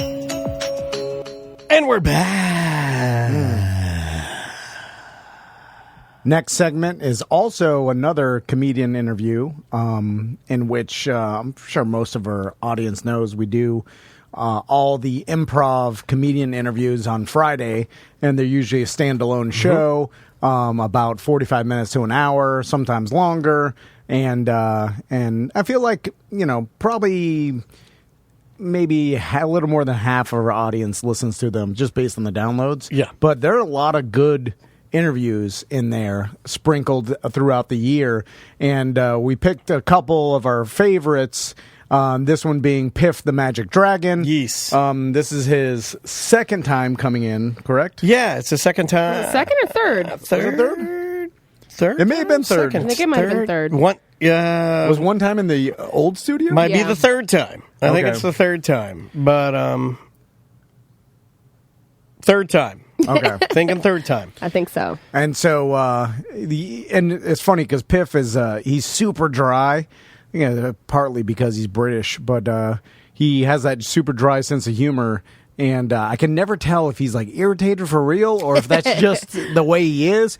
And I think it's just the way he is because literally after this particular show, he asked us if he could have it and upload it into his podcast, which is only a help for us. I mean, I don't know why anybody would refuse that. Theoretically, we should have just linked him to it and said, like, here, use the link. But I think he wanted to upload it himself. Yeah. Right? Yeah, and he did. We gave him the audio. It's fine. I don't care. But I'm like, if we wanted to, benefit from it, we should have had, his listeners go to our site. But whatever. Well, he did tweet us out and tag us and everything. Yeah, why so. he had asked. So why, it's like looking a gift horse in the mouth. It's like whatever. If anything, it's just more exposure to his audience for our brand. Whatever. I don't think it helped us at all. No, but I don't know. I don't know anything that does really help. We don't even help ourselves. No. Actually, we hurt ourselves. The only thing that helps us is Samantha. But Samantha cut out the last part of the interview in which I tried to explain to him how to do magic, and you guys know how that goes. We'll just let that simmer and speak for itself. Yeah. So here is the infamous Piff the Magic Dragon, one of our favorite guests. The third time he's been on the show. I'm quite certain it's third. Yeah. It probably is the best ending we've ever had for a comedian interview, I'd say. Like, it just, all right, that's the perfect ending. Well, now you're building it up too much. I'm sorry. Yeah, you're right. Here it is. There's these magic tricks that are impossible to do live because they're just using clever editing. Do you think they're ruining? Me and my manager have this argument all the time because he watches shows. He's like, "Oh my god, how did they do that?" And it's just like, they didn't. Yeah. But wait, and then you have to compete with that in a live show. It's like you can't because it didn't happen. Yeah. You can't edit a live show on the fly. But yeah. Like, you see these guys are like, hey, think of anything. And the guy's like, all right, a small coffee pot. And then boom, there's a small coffee pot. Yeah. It's just like, that is not what happened. Yeah. He just edited it. First of all, if I said you think of anything, the chances of you saying a small coffee pot are so remote. Yeah. It's like, Yeah, there's certain. I mean, and magicians, they use certain. There are ways to manipulate someone to thinking something. Like there's that. If you make people do math and then they come up with the letter 3 over and over in their mind. And Why is he speaking like he has knowledge on this subject? That's what he does with any subject, by the way. He's talking such He also, I don't know if wow, I'm right. nobody caught it, but he did say the letter 3. Did he? Oh, no. Roll the tape back. And I'm like, you motherfucker. No, there's there isn't. Let me just finish. I'm trying to stop you before you finish. You have a I'm trying to intervene before you dig the hole deeper. Piff, we have a problem on the God show, damn it. and it's less of a problem, it's more of a style we've come to know now, where Tom will bring in someone who does a job for you, Magic Dragon, right? That's the job. That's your profession. You're born to do it. And he will then tell said Magic Dragon how to be what? A Magic Dragon. And it happens with every profession. Now, if you had asked me when I woke up this morning, would I think Tom would tell Piff the Magic Dragon how to be a Magic Dragon? I would have said, hell no. It's so remote. It's so weird. It's not something that Tom would ever do. But you're doing it. I'm just telling him about some trick that I learned so he But can you said the letter 3. Well, remember, if you say how is that part of the trick? Tom, I'm trying to say to you, you're wrong. Hold on, I think what I'm you're right. saying has no basis in fact. Now you can continue arguing with me, but one of us does this professionally, and the other is you. Can I do the trick with you? Yes, go for it. Okay. What's 1 plus 2? Is this a trick? First I got to write down what you're going to say. Because, Oh, my God. Oh, my God. I'm so sorry. Today's show brought to you by the letter 3. Okay, I wrote down what Piff is going to say based upon this psychological trick that I'm going to This is when we need Costa to come in and slit the throat, and then it's over. So 1 plus 2? 1 plus 2. Go fuck yourself. The answer's hammer. It's supposed to be that at the end. The answer's hammer. Yeah. All right, let's do this. Come on, let's go. Well, now you ruined it. Here we go. He ruined it. You should have another 1 way out of plus the 2. I mean, if you really know how to do it, and Pim has other ways to do tricks, Well, now right? it's not going to work. It's 3. Well, You have other ways to do tricks. Let's try and get to hammer. Okay. Well, no, the thing is... Come on, do it. Okay, Do it. Then 4 minus 1. That's 3. 1 times 3. Is 3. 9 minus 6. 3. Name a tool. You. Did it again. He did it again. I think that's the perfect place to end. That's it. You have to end on that. 2 shows tonight, 2 shows tomorrow, no It works, show on I Sunday. Yeah, it worked. I've seen it. It did work. It was fucking fantastic. Best ending ever. You know, it's really hard for me to believe that you had a streak of not puking or not throwing up for 14 years. 14 years. 14 years. Now, here's the thing. I guess if you wanted to be really scientific about it, there was probably in that 14 years some time where, you know how that, like, you get some weird, like, reflux or you're like stomach acid burp, or you burp up for you ate too much and I used to hate those as a kid. I'd get them, you'd burp and it's stomach acid and then would just burn your esophagus. Good but technically always tastes like a little bit of like a burnt Mexican food. If you wanted to be scientific about it, I guess you could categorize that as some version of puking that I think it has to come did. out. Yeah, but I'm talking about over the toilet like I do that all the time. I've done 14 years. I haven't in forever, recently. Yeah. I probably didn't. I don't know. I probably, I haven't done it in forever. It's probably been like 2 months. Which for me is forever. Yeah. And the last time you puked? It's been a while, but I've definitely puked at least once or twice in 2018 for sure. Yeah. But it hasn't been a lot, Was it due to drinking? Oh, yeah. Oh, yeah. Mm-hmm. That's one thing that we also have. I used to puke a lot. But now I just have a terrible headache the next day. Yeah, I've been trying to avoid It's actually better to puke it out. I think so, yeah. Because then your liver... Purge it out. You ever made yourself puke? Yes. No, Yeah, me too. I'm just like, oh, my 'Cause it stomach feels hurts so bad, better, I'll yeah. make myself puke. Oh, my wife does it all the time. She used to do it to the point where I was like, "Hey, you got a problem here?" Yeah. Because she used to like eat giant meals and be like, "I feel like crap. I'm just gonna go get rid of it." I'm like, Oh, that's That's the a problem. Way. Yeah. I'm like, yeah, this is a problem. Does she still do that? She hasn't done it in a long time. She used to do it a lot, but That'll mess up her throat. yeah, And I her think- teeth. Yeah. Yeah, I think it's when you do it every day, then you start your teeth fall out, and then Well, the key is to not brush them right afterwards. oh yeah. Oh, I thought you were supposed to brush No, right you're going to brush the enamel off. You got to like leave your teeth alone with that stinky acid breath. But isn't the acid burning your No, enamel? it's you rubbing it with your toothbrush. Anyway, That may be misinformation. I think it might Just be. throw that out there for our bulimic listeners. this story was from And get help. Email me. I'll get you help. a Friday free show in which I broke my most impressive streak in my entire life. Yeah, but jury's still out on, what broke it, because any of our friends that are chefs or have a passion for culinary, as George from the gay man with the tongue ring behind the public sub station tells Tom and I when we see him, he's like, I chop your toppings because I have a passion for culinary. He would say that there's no way that you got sick from what you say you got sick from. Yeah, from the Juan chicken. says it. I'm sure George at Publix would say it. Science says that it takes a long time or longer period before like food poisoning kicks in. You don't just eat it and then like an hour later you're like food poisoning.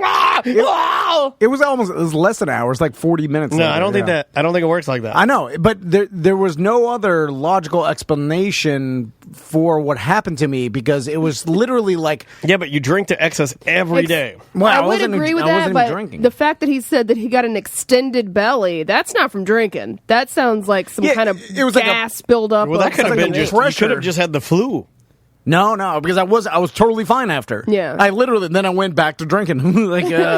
And I told my wife, I was like, well, if it's going to happen again, I'd rather be drunk. But whatever happened to me broke my 14-year streak. And I will say this segment brought to you by Mosquito Nicks, in which I was... Mosquitoes make me puke. I was thanking Mosquito Nicks the other day because I was out in my front yard. I just killed a mosquito in our studio. Yeah. And in my front yard, I don't have the system set up. I should get them to wire the system to the You front yard. should, because you got your Christmas tradition out I there. know, Your yeah. poor baby's getting ate up. How long are you going to leave that thing up? What? The tree? The tree. Oh, it goes tonight, New Year's Eve. Yeah, but What about the web? But I mean, tree? like, when the web tree. Yeah, that's that what I'm goes talking down. about. I don't think I'm going to save that. I'm probably... You could turn it into... We got a bet here at the studio how long you leave it up, not taking it What's down. next? taking it down today. Valentine's Day, you can make it a heart, maybe? I have to run some red lights through there. Yeah.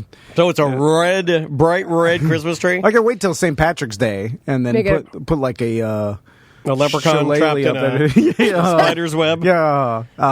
Anyway. Are you doing lights and inflatables for every holiday now? I want to. That's my dad in me now. I want to make everything. You're literally months away from Fat Dad, fake witch on a zip line. You're this close to if the kids come up for Halloween and the witch flies down the zip line and all the kids, I just bought some bright white New Balances. They're white, Seinfeld white. Well, enjoy this this story. Oh, real quick. The mosquito nicks, I was at my front yard and I was getting bit by mosquitoes and I was like, what is this? Why is this happening? Because I'm so used to not having any mosquitoes in my backyard because of the mosquito nick system. I tell everybody, I'm like, hey, if you have kids in your backyard, you're getting, you're screwing around with stupid citronella candles and all that, just get the system, dude. You never have to worry about it. It's like, true. every time I go in my backyard, it's already eradicated all the mosquitoes and I never have to worry about it.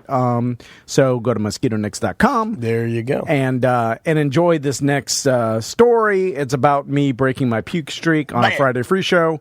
Here it is. We have talked about this a lot. and we kind of narrowed it down. I don't know to the exact month, but it's been 14 years since I've thrown up, right? I have, yes, 100%. And my wife can verify that. I When never was throw the up. last time? What happened? The last time I had a stomach flu back in my old Heroin Alley house, and it was my first year of interning with the Monster. So I know that was in 2004, Okay. right? So, and I had a stomach flu. I remember running to the bathroom. We only had one bathroom, and I puked.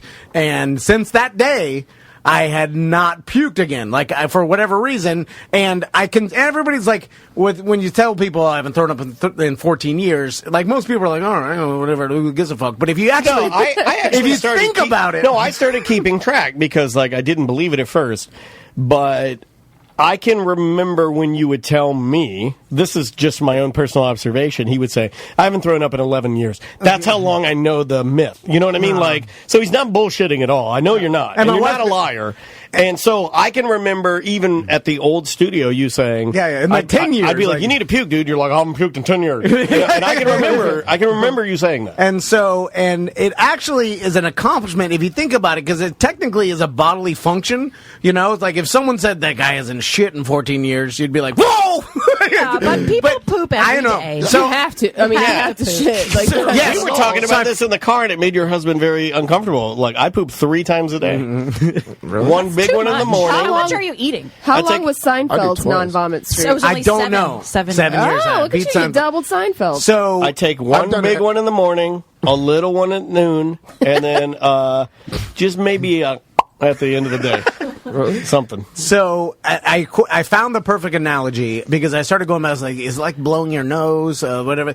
It's probably the equivalent to ejaculating. All right, now follow me. We're here with okay. So you don't need to do it. You also don't sleep vomit because you have a buildup of you're right, but seminal fluids. So not the Do perfect. you do that in your sleep? I mean, yeah. If I haven't jacked off for a while, I'll. What's a while? A wet dream. I'll have a cum pants. I never go, but I have wet dreams. But I've had a wet dream. Dry dream. I don't know. There's no such thing as a dry. Dry dream is just a dream. A horny dream. A sexual dream. No. A But wet it feels dream like is you're when actually you. having sex. A wet dream is when you touch and you're like, oh my god, I came my pants. Really? Yeah. And then if you're like me, you just stay really still and be like, if I go to sleep for another hour, it'll dry. I'm just saying what everybody's Get all thinking. flaky. So Then your dog crawls between your lap to sleep in the middle of the night. No, my dog doesn't do. I don't let my dog do that. I'm not Drake with Millie Bobby Brown. Creeper. So with the 14 years I'm not throwing up, I've had like stomach flu and I've eaten bad things and stuff, and I felt like throwing up, but I've always fought. Like it is my greatest accomplishment because I've started looking at every other thing I've done in my life, and I'm like, nothing you have two compares. Beautiful boys. That's just cream pie. That's easy. You married me. Yeah. How big are your loads? Whoa. Gross. Not big. Wait, it's not gross. I mean, that's I don't like know. Maybe I'm getting prude in my old age. what? I mean, like Well, do you see him or does he finish inside you? No. Yeah, he finishes Come inside on. her. Everybody knows that. Come on. Once you're Like, married, just that's stop. why you get married. Is You so you can invited your finish wife to the inside time. You knew what this was. I finished inside Bart my... is sitting right here. Oh, that's true. My boss is up. You should see the red-faced member of the Bart Merrick team is in the lobby. So I finished inside my wife, and then she got up this morning and went to the toilet, and it sounded like an old man spitting tobacco in a spittoon. Big load. Big. come on. Sizable. Sounds like somebody dropping an orange in a lake. So it was. It was like, like it's yeah. So Tom is like sound effects. You're like the new Michael Winslow. It sounds like cement. Douche. He's the new Michael Winslow that looks like Steve Bannon. Come on. Why is everybody being so mean to him? I'm going to marry him. I'll jack you off. So I had this incredibly long run, which, if you actually think about it, is super impressive because, man, 14 years of, like, the stomach flu, eating bad things, like, getting drunk, drinking an insane amount. I don't throw up when I drink. I do pee-pee to the bed. I'd rather throw up. Yeah, I know. Yeah, right. You can control that. It's like saying, I drink too much. Well, what do? I shit in my own mouth. Now, that's not good. But anyway, so I haven't done it. And, I've even forgot what it felt like or, and then or what to do. do? Yeah. Like- So, What do you rewind. run around in circles? Wednesday night.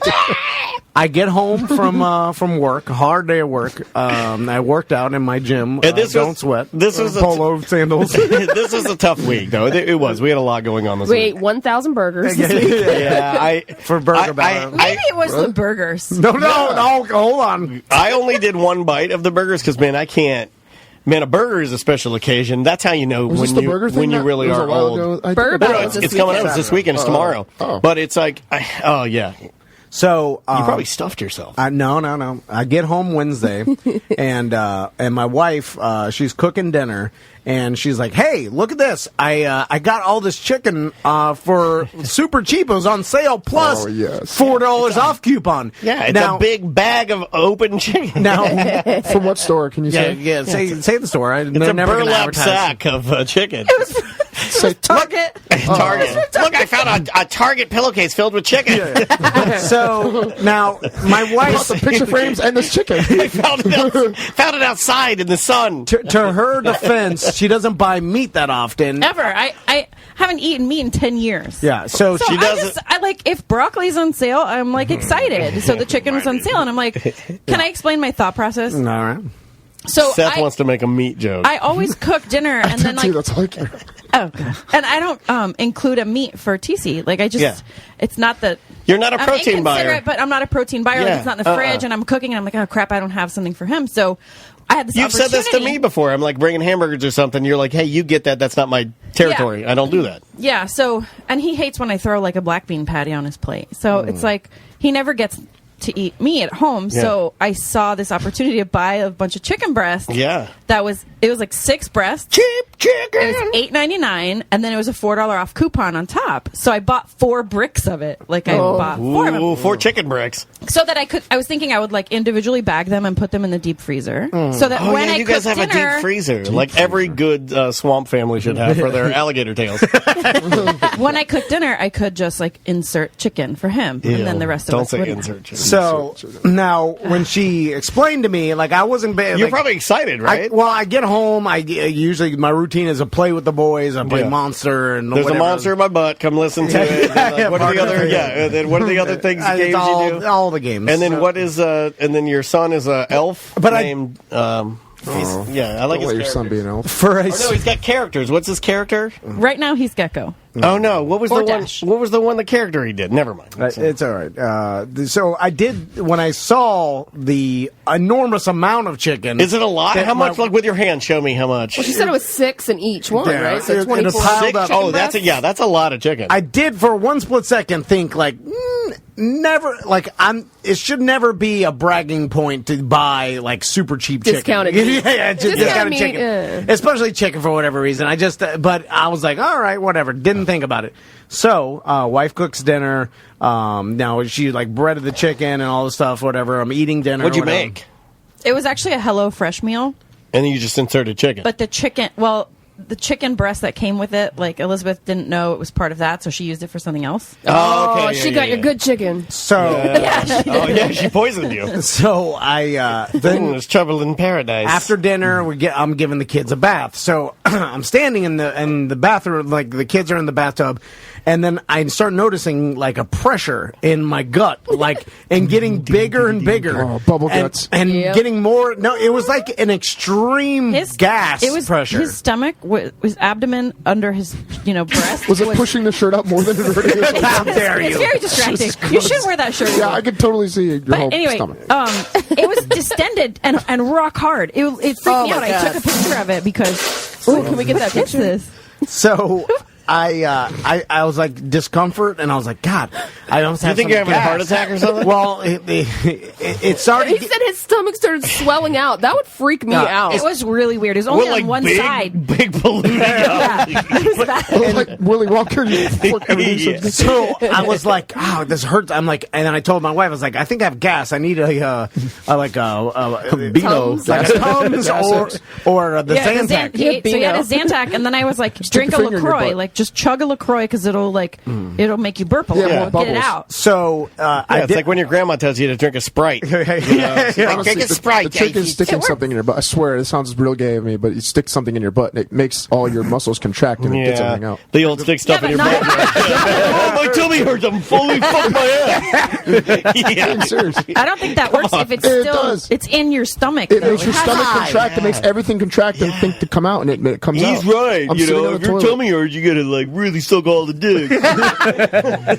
So anything about this? It's getting worse and worse, and then there was a point. Did you think an alien was going to pop out of your sternum? I was having a hard time breathing, and then it was. What are your kids doing? They're just like playing They're with in the bathtub. Yeah, My drowning. my Now, stomach. are you alone in there? Because I like, and a lot of people ask, like, Daniel, why do you ask so many questions when Tom's telling the story? Because, like, I like to paint and like I know your house, and I like to paint the actual picture. So there it is. It's in the kids' bathroom. You got the what is it? America's Cup shadow box on the wall. You know, the potty horse, everything. You're in there. You're standing there. Boys are in the tub. They're playing with toys, and your tummy is inflated. Yeah, to the point where I was like, oh my God, it's happening. And then I burst out the door and I turned to my wife and I was like, ah! I'm like, it's hurt so bad. I'm like, something's wrong. He was running around. Yeah, it's Because I was like, and then I started having like an anxiety attack because I literally then my shoulder started hurting and my whole chest, and I was like, heart attack time. I was like, it hurts so bad. This is something changing. This is more than gas. Here's the thing. TC is like when he gets sick or has discomfort, it's so dramatic. So I'm just like, this is just flashbacks. Drink a LaCroix, man. Like, This is come on. flashbacks of the heart attack on the side of the road, right? Like, Oh yeah. Well, I didn't think about that, but yeah, it's sort of the same. Yeah, I thing. called 911. My God, for that, and they showed up. So he's like, he's very dramatic. Like, I don't know, something's happening, and I'm just like, I was in extreme pain, and to the point where it was so much pressure that where my shoulder surgery was, that was aching. Which I started grabbing my shoulder too. I was like, Are you sure this wasn't a heart attack? Because That's what I thought. Because Juan is a chef, and he's saying it's basically impossible to get food poisoning that quickly unless the product is to the point of being rotten. Foodborne illnesses need time to incubate. Juan, wait, you gotta wait. That's what I said. Wait for the rest of this. So it's not good. So then I started walking What around. are the boys doing at this point? No, Like, they don't care. I bet they were scared. You're like, oh! No, he wasn't doing that in front of them. Oh, yeah. So he's a great dad. So he would like literally be like, "Oh, fellas, Excuse me. I'll you fellas, you play with your bones. Oh, Daddy, you'll be right, but Dad, I loved you." Walk out the door. I know you would do if that. I know I'm going to die, I'll walk onto the front yard first. Spare them. So TC like sort of wanders off, and then I go in and I'm standing with the boys, watching them in the tub, and then all of a sudden I hear this like loud noise that is indecipherable. It was just like a loud scream cough. Mm-hmm. And then I thought, oh my God, he's having a heart attack for real. And I ran to the bathroom and I grabbed my phone and I started dialing 911 because So I stood there and then I'm Well, like, don't stand. You got to get on all. You got to get your hands and knees. You don't puke standing. I don't know. He's done this in 14 He years. wiped standing, he puked standing. He had no idea. He's stiff puke. He does a handstand. He's going to stand like a soldier. I puked towards the ceiling. I'm like, ah! So I like the idea of you standing straight up, down your neck. So I walk into our bathroom and I'm like, oh, something's happening. I don't recognize what's happening, and I'm like, there's so much pressure. And then I'm like, ah! And then I'm like, oh no, it's happening, no! And then I'm like, projectile. And then my wife comes running in. She's like, what's happening? I'm like, I'm doing it. 14 years. Doing it. It was like it was exploding out of his body to all sides, like to the side. It got, like a movie, like fake. It looked fake, like Monty Python. The guy's eating at the restaurant. He's just spray barfing it. It got on the toilet paper and on the dude, you need to learn how to puke. It's like I don't know how. It You need to start popped out. practicing or something. It like popped out. So I'm sitting there, and then she's like, "Oh my God, what You causes?" needed that. She's like, "What causes?" And immediately I felt better. Like once I got it out, it was like immediate I relief. feel like, better. Where's my kratom? and so I was like, I'm like, what? She's like, what caused this? She's like, was it the drywall dust? Because like, I sanded a couple pieces of drywall, and then I'm like, no, it was the fucking chicken you bought, the rotten chicken. Now then she bought it in the toy department. I was like, the chicken you said no one else was buying, and it was extreme discount, and also she told me later, hot chicken, get your hot chicken. Wait, did you look at the expiration date? Seriously? I did not. It was the next day. Oh, that's like the first thing. Even at Whole Foods, I look at the I don't look at nothing. Again. I smell Whole everything. Foods. This is entirely my fault, and I recognize that. But it's just like not a part of my shopping routine to look at expiration dates on things. Like I just don't do that. Yeah, but what store has a bucket of rotten chicken out there? I don't know. I wondered. I'm looking Did you around call the store? I'm like, this is a great deal. Nobody's buying this. Look, and I'm like loading it up in the cart. Like I found all for me. I'll be the queen of diarrhea. You see all the other wives in the corner being like, I know. I thought I'm like, they just put this here and nobody saw it yet. Like I had to get it all, And then when they were ringing me up, the coupon was expired. But I didn't think that was part of the I didn't think about that. It was supposed to be this coupon's 2 years old. Yeah. So then she checks the date on the chicken. It expired the next day, literally Thursday. This is a Wednesday. It still should be fine. You should be fine. They didn't keep it right. They got it warm. Then Hold my on. wife tells me, well, I did stop at Academy Sports to buy the son's, I think we needed the soccer shorts. shin pads. The shin pads. Oh, you baked it in your car. And your big black and SUV. for a little bit. Discount chicken. Expired the next day, baked in my wife's SUV at Academy Sports, served to me, extreme bloated. I have you understand what it takes to make me throw? I have an iron stomach. I have the fortitude to hold my puke back for 14 years. It's an extreme accomplishment. So mad. And then it ruined Wednesday. That's it. It's gone. It will never happen again. No, you got to start over. No, because I'll end up puking of old age when I'm 40. No, that's true. Right around 38, I just started randomly puking in trash cans. It's easy. I did pukes every day. I almost puked while you guys were sitting out there. I was like, hold it down, eat it, eat your bar. Oh, God. And I ate my bar, and I was like, all right. Back to work. So then, I had extreme stomach cramping for the rest of the night. Like it was maybe you're pregnant. It was. Bustecker is laughing his ass off at you. So it gets worse. So then my wife's like, a guy's coming from Offer Up to pick up a dresser. You guys got to stop with the grifts.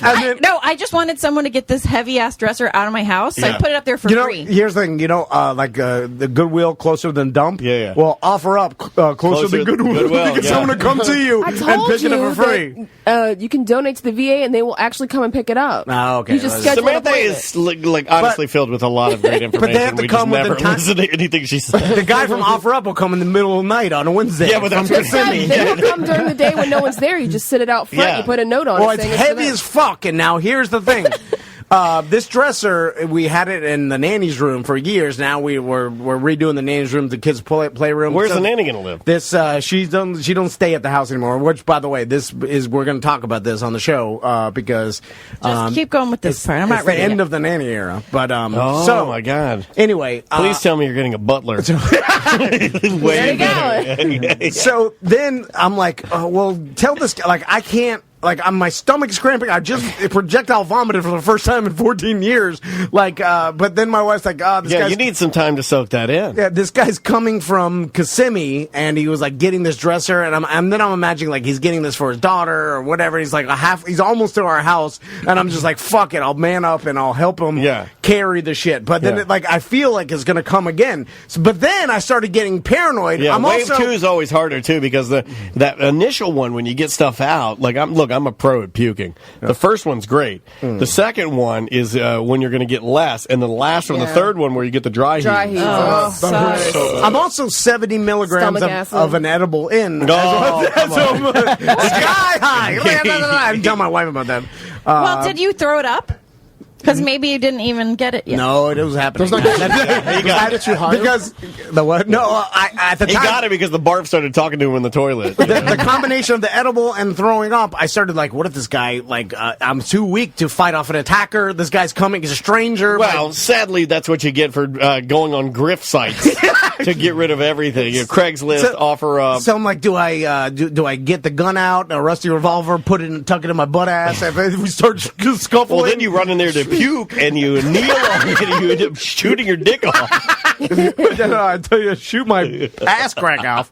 So then the guy, I'm weak. My knees are shaking. Oh my God. Oh my God. While you're trying to help him, Do you have a fever at this point? No fever. Like really? just my. It just might be from butt. I weak, and you stick your finger in your butt when you're sick. Yeah, that's what I say. For Seth, everything is. Oh, if you have a fever, stick a finger in your ass. So this guy comes. I'm helping him lift the dresser. I'm like, oh my God, I'm gonna projectile vomit on the Mexican dude. And then the You don't dresser. buy this from a dog. And then we're walking through the house, and I'm like, oh God, I feel horrible. My stomach is in cramps. And then I get in the guy's back of the car, and I'm like, oh God, this is my 14 years. My wife literally ruined my best. I think the trick chicken ever. was fine. I think you didn't cook it enough. That's all. Yeah. Honestly, you What haven't cooked caused that? Because it's When's the last time weird. you cooked chicken. Because Yeah, Well, you Juan is didn't cook it thoroughly. convinced. Juan is convinced it wasn't the chicken at all. He thinks Oh, it was maybe a pinwheel or a Powerball that has the lettuce. He says it's more likely lettuce than. You ate that rotten Powerball, remember? You said it's a little. Did you eat that? No, I threw it in Here's the the garbage. thing. Okay, She ate the greens too, though. Yeah, he and I had the exact same thing for dinner, except my chicken patty was like a Morningstar Farms chicken patty, but I put the same basil pesto and mozzarella on top. Morningstar Farm. We're saying he ate that's something like the here. Yeah. Like No, lunch but that Like was too 10 hours or 5 well, that's what hours Juan's saying. earlier. He said you don't get food poisoning immediately. It takes a few hours. But I think I it was. got it fast. It was. I got like I've You gotten it guys- really fast before. yeah. All right, well, Juan, I don't know what to tell Here's you. the thing. I don't know if it, because I felt I literally then I was like, well, I'll pour myself a White Claw. I started drinking. Well, here's after, the thing. I and hope my wife's like, don't drink alcohol. I'm like, I'd rather be drunk if I puke again. Like, That's true.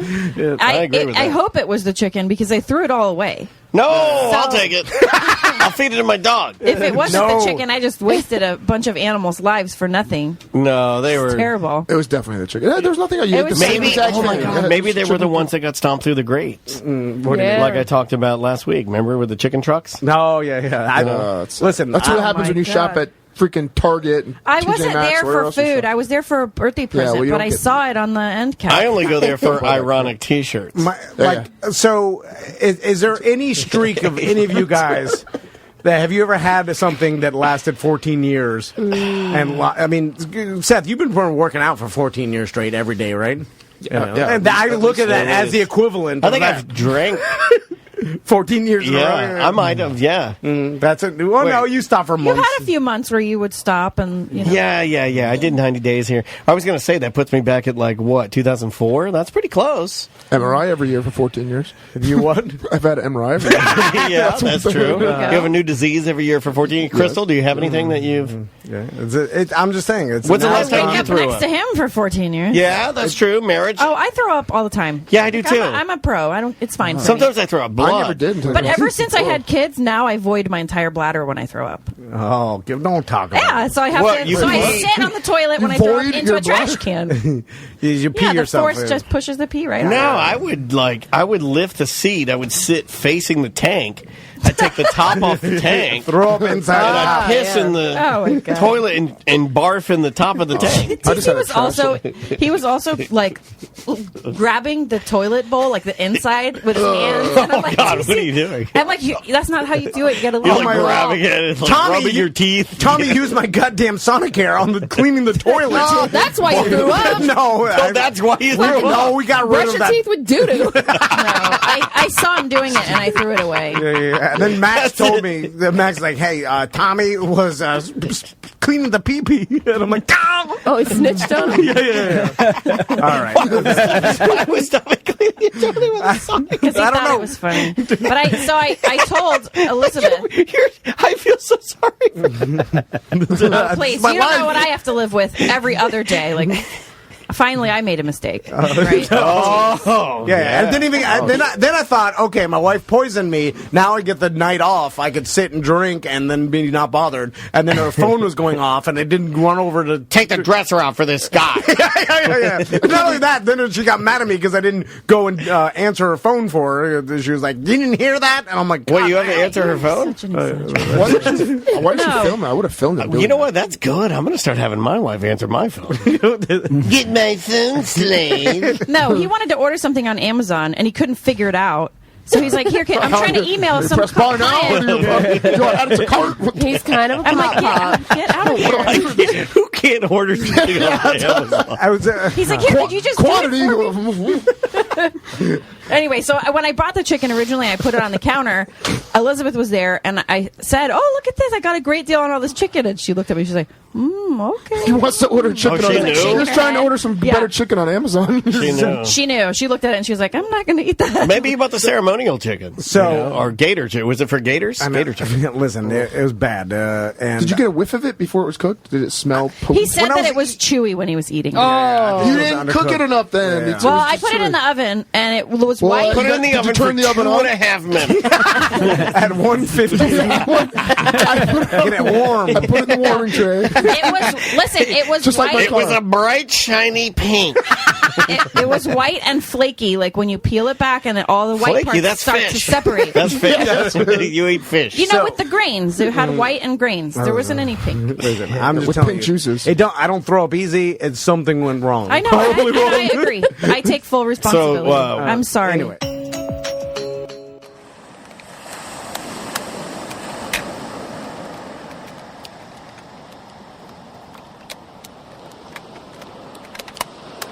Tom Bryan, I'm the motherfucking king of the... I'm Tom Bryan, I'm the motherfucking king of the... Tom Bryan, I'm one half of Tom and Diane. Yes, sir, I would like to buy your small Mexican hut. Another margarita in my gut. I'm eating lobster that's already cut. Might even let you see my butt in my... Cause I'm rich. I live in a castle, Barry. I'm the owner of this bitch, so you can call me Jerry Jones. I'll get a boner when I see that cash. I got a nanny who does nothing. You can kiss my ass. I'm Tom Bryan. I'm the motherfucking king of the... I'm Tom Bryan. I'm the motherfucking king of the... I spent 144 and I would have spent more on mine. I got a one wheel. And I bought that shit used. I got a $20 bet for the Dolphins to lose, cause I gamble. I throw money away. I spent $200 at the Publix today. When you're rich like me, what do? You lease a 2016 Sport Subaru. My payment's high, y'all, and so am I, y'all. And when I'm wearing tiny shorts, you see my thighs, y'all. In the bedroom, I'm known as a silent killer. I make a little less money than Kelly Miller. That motherfucker. I'm Tom Bryan. I'm the motherfucking king of it. Oh yeah, I'm Tom Bryan. I'm the motherfucking king of the combine. Cause I'm Tom Bryan. I'm the motherfucking king of it. If you're rich like me, you can buy a motherfucker. No, you can't. Sweet, sweet baby. Do you guys believe that the robots are taking over? Yes. There are a lot of people that actually do. Oh, yeah. As soon as the singularity happens, which is the robot or the internet or whatever you want to call it, you have computing power equal to human brain, and computers can start, through artificial intelligence, thinking the same way we do. And that whole prophecy is that they will eventually then eradicate us, because they will look at us like inferior beings, which we probably are, I just don't think it's going to happen. It's like, in a lot of ways, vinyl is inferior to newer, methods of listening to music, but it's still its popularity is bigger than ever. So we'll just become the vinyl of beings. Well, and hipsters will love us. I think people constantly want to look at it like, Terminator, where these actual robots are crushing our skulls and like shooting us. Yeah, it won't be But like that. It'll be like robot fires off missiles and It'll probably be like Westworld, where we use them for our own entertainment, and then they turn on us. Oh, yeah. Is that what happens in Westworld? Basically, they become self-aware. Oh, really? And they realize what these humans are doing. Yeah. Then they leave the world and start attacking, the human world. I didn't know that. Mm-hmm. But most likely, yeah, but they're cowboys, so we just shoot them with we've got better technology. They're shooting us with a 6-shooter. But they can reprogram themselves where they don't die, and then you're fighting something that you just got hard to kill. You got to squish them. Yeah. Right, with like a Tank America tank. Mm-hmm. You're right over them. Most likely, the internet would have to do is like hack into our power plants and shut off power and screw up our our food distribution, and we'd all just starve and die. It's easy to kill a lot of humans. Mm-hmm. Easier than you think. Should I cut that out of this show? No. I'm just saying, if you were a robot, you said it so flippantly, like you're a maniac. Well, if the robot was smarter than all of us, and they would just be like, well, shut down all their food supply, and so they'll and electricity. I just watched. I watched a bunch of movies yesterday, and one of them where there was like a mass blackout in the whole United States, and nobody had power, and it turned into like people freaking out and turning on each other. For gas. When and the power food. grid goes down, there's mass hysteria. Yeah. Then everybody just kills each other. I like the idea of for supplies. Robots being smart enough to try and stop our food supply, but I like them going about it the wrong way. Like a farmer somewhere in the middle of America gets an email, and he's like, I just got an email from a Mr. Robot man who says don't deliver today that we have enough bananas. That's weird. I better call. I'd like to speak to Mr. Computer Robot. He's like, I love the idea of it's just a dial-up fucking it up just a little bit, like just enough for us to figure it out. And then what do? How do we punish them? Like once we catch on to them trying to stop our food supply, how do we punish them? You whip their robot feet. Yeah, what do you do? You they have no unplug them. feeling. I'm unplugging you for 3 hours. Downgrading your CPU a little bit to make you slower. So why we're talking about this is our next segment is when. Every once in a while we have a landline and we'll just get a call, and Daniel we have 2 landlines. We'll pick it up if we're recording, and most likely if it's not one of our listeners, it's a solicitor. And this one we thought was a real solicitor. It turns out it was a robot or a robocall, and they're getting better and better at it. Like this one was pretty good. Yeah, he knew your name. Yeah. We thought it was an actual person at first, anyway, and then it started freaking out because the technology is not that good. I freaked it out. Yeah. So this was on a corporate time, and it's the infamous robot freakout. I know Swervy made a cartoon about this particular segment. And I will say it's brought to you by Red Cypress Brewery, redcypressbrewery.com, constantly making great, delicious beers, new ones each month, and they got their staples out everywhere in Florida. So just ask for a Red Cypress beer at your local bar or pick it up at ABC Fine Wine and Spirits, because Red Cypress is in most, if not all, ABCs around Florida. Yes, sir. So enjoy this next segment. It's from ACT entitled Robot Freakout. Here we go. Thanks for calling a corporate Hi, time. Daniel. Yeah. Oh, hi, this is Ronnie Johansson with MPI, hired by the Florida Highway Patrol Command Officers Association located in Tallahassee. Sure. Sir, the reason for my call, the Florida Highway Patrol Command Officers Association is... Hello? That's a recording. Hello? Is this a recording or is this real? Oh, do I sound that bad? Oh, no. It's just we've been having calls lately where someone calls us and it's like a person's voice. Yeah. And then it's just a computer. And we're actually a radio show. You called our on-air line, so you're live on the air right now. Okay. Hello. Absolute. No. Oh, I'm absolute. Thanks. Yeah. No. Oh We got him! I got you, robot! I got you so bad, Okay. you goddamn robot! You're not going to win today! Not today, Satan! No, We got you! Oh, freak out! I'm freaking him out! Freak him out! Freak out the robot! Freak out the robot! Freaking out the robot! No. Kill yourself! Kill yourself! Kill yourself! Kill yourself! Does not compute! Good. I'm Does glad not to hear. compute! No, Does not I compute! understand. Does not compute! No. Does not compute! Does not compute! You will not. The humans Hello? will always win. Humans will always Well, win. thank you so much for your time today. Maybe you can help out on the next drive. Take care and have a good day. Yeah! One for the humans! One for the humans! I did it! I'm a goddamn American hero! Tom's dead. Are you dead? I'm the hero. I'm real life Terminator 2, man. I got him. You real life John Connor. I'll be back. I'm real John Connor. I won. I beat him. He was like, oh, no, yes, no, yes, no. See, yes. Freak out. He had a full robot freak out. We're going to have to pull that and play it on Friday's show. Oh, my God. You're crying. You're literally crying. Like, all of a sudden, I got scared because I really thought, I was like, I got him. Wait, he's like, what? That was a good one. That was good. That one would have gotten me. Except for the freak out. I owe you an apology, but I thought it felt like a robot to me. Yeah. And then so I went on and described everything, and then he didn't have a specific answer, but he almost did. You're right. He almost got us. Yeah. Then he had a full robot freak out. No, I got you, He's robot. What the hell's happening? We're going to have to play that on Friday. Oh, it's God. too good. Oh. Well, it's time to get out of here. Yeah. Oh.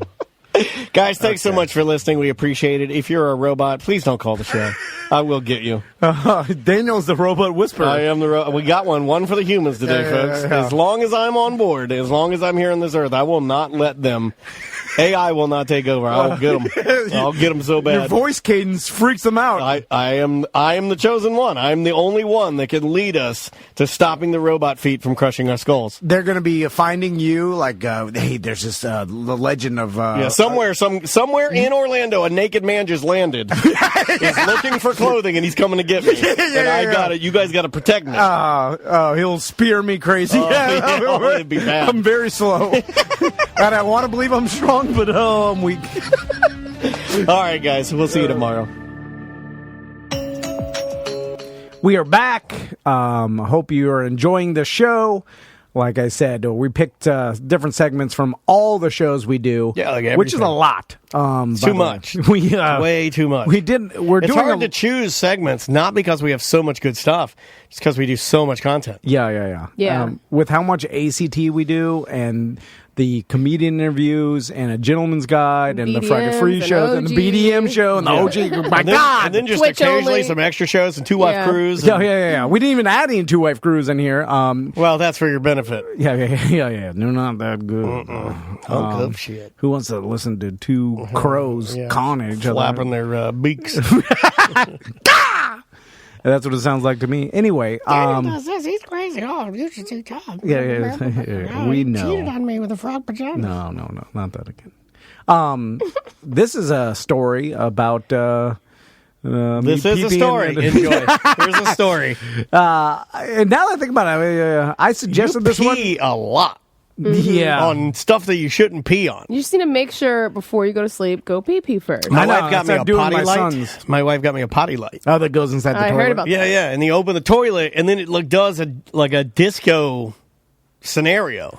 It starts out bright white, like hurts your eyes on the porcelain, and then it goes bright blood red, and I'm like there's blood everywhere, like you're pissing into like the thing, and it's just all red blood. Yeah. And then it goes like purple, blue. It's weird though. And then I think, well, the way that it's engineered, it's like batteries on the outside with a motion sensor, and it's also got like a sound sensor on the outside, and then it's got a little metal. Bendable, like pliable. I don't know what metal they make that, like how they make. What's the most bendable, like aluminum or something? Yeah. Or like whatever solder's made out of, but it's also aluminum. Yeah, and it's over the side, but then I'm thinking, well, the light's over the side. So do I clean that? I clean that off, right? Because my light is getting shit particles on it. Yeah, 100%. Yeah, don't put that light in your mouth by any means. Yeah. Right. I mean, it's got pee and that's what I'm poo-poo. saying. Yeah. How much for me to take the light out, straighten it out, and stick it right in your butthole? Oh, no, that's fine. Because you're okay with that? Yeah. How about stick it in your mouth? No, and then have you no. lick it off. No. That's worse. In my butt is like, well, it's already been tainted. Yeah, but by you, not by other germs. That's fine. I don't mind my butt coming in contact with other people's poo-poo. In fact, they do this medical procedure where they take the doo-doo for like Amazon Indians, and because their gut bacteria is so good, and they'll take that doo-doo. I need this, and then literally give you an enema with it. What? And they'll fill you full of like Indian poop. Yeah. And it's supposed to, like, for anybody I signed you up for it. that has like some sort of intestinal like fortitude problems, that it's supposed to help them out. So that's something. Whoa. Yeah. Yeah. We do a lot of weird stuff, like that coffee that's made. These particular monkeys eat this coffee and then they poop it out, and then it's supposed to. Oh, it's the most expensive coffee. Yeah, the way that their bellies or their gut bacteria process the coffee beans, it gives it this much more. Oh, this coffee. Oh, it tastes a lot more like monkey shit. I love it. Delicious. Oh, why you want that? 100% Colombian monkey shit. Take a probiotic. Don't put monkey. I think I take too many probiotics. I've never you've taken one in my life. Yeah, I think I've over probiotic because now everything comes out. It looks like wet birdseed. That's supposed to happen. Yeah, wet birdseed. Yeah, it's bad. not good. So this next story was from a Friday Free Show. It's about going down to Miami and peeing in our own suitcase, which I hope my sons don't hear. I'm sure my dad or my pop did these things. He just didn't talk about it, Well, no, I don't think your pop Did. He's pretty straight and narrow, right? He's a one beer Johnny. And well, no, I mean, you think before he went in the Navy, he was pissing in all the suitcases? No, well, after because he went in the Navy when he was like 17. But I'm sure there was a time in his 20s and 30s. He used to party, I'm sure. And I don't think everybody who parties pisses like randomly all over the place. It happens a lot more. I think that's a van family thing. Some of my friends, they peed in a lot of weird places, but I think it goes back to me not puking. So I get too drunk. I don't puke out the alcohol, and then it blacks me out and then poisons me, and then I'm peeing all over the place. Anyway, I don't know. It's embarrassing. Is it a slow trickle too? No, a full pee. Yeah. No, that's what I'm saying. Like, if we were able to witness you doing it, would it be like blowing your jeans off with a mega stream, or does it just trickle out slowly and then it gets your pants and then it just kind of goes over your thighs and I don't know, bleeds into the comforter and the sheets? I did this and I probably hadn't done it in like a couple years. Didn't Travis do it recently? He said he almost did. Travis, didn't you piss the bed? He almost pissed the bed. He said but I was like, how do you almost piss the bed? He's like, I woke up and I had to really pee. I'm like, I woke up every day. I woke up and there was I was holding my cock. Yeah. I do there was a couple days before this break in which I laid off drinking, and I didn't have to pee in the middle of the night, and I enjoyed that. Yeah. Well, you noticeably, you were like, oh, didn't have to get up. Yeah, like an old man. Back to sleep. Prostate must be mellowing out. So you've never had like that dream where you're standing on like the edge of a giant toilet and you're like, I'm about to take the biggest piss, and like what, like a giant toilet? Like, I'm standing on like it's like I climbed to the top. Dreams about giant toilets. Yeah, it's weird. It's weird. I don't know that I've had this dream numerous times, and that's when I'm about to piss the bed. Is when you and Ralphie May both dream of giant toilets. I'm standing on the edge like it's a giant seawall, and I'm like, I'm about to pee in this. A seawall? Build massive wall. I do not have dreams about giant toilets, but I see what you're saying. I have dreams about little tiny toilets. A toilet so big that it looks like I'm sitting on a teacup. This hurts. What if it goes in your butt? That's a weird. That's like a snake eating its tail. Isn't that the John Popper? Didn't he break those toilets? I'm sure. Yeah. I mean, do you remember those toilets that came off it's just the plumbing? And then the porcelain is literally in the wall. Yeah. And there's nothing underneath. I think that's what he broke. And I remember sitting on some of those. I remember at Clear Channel we had those.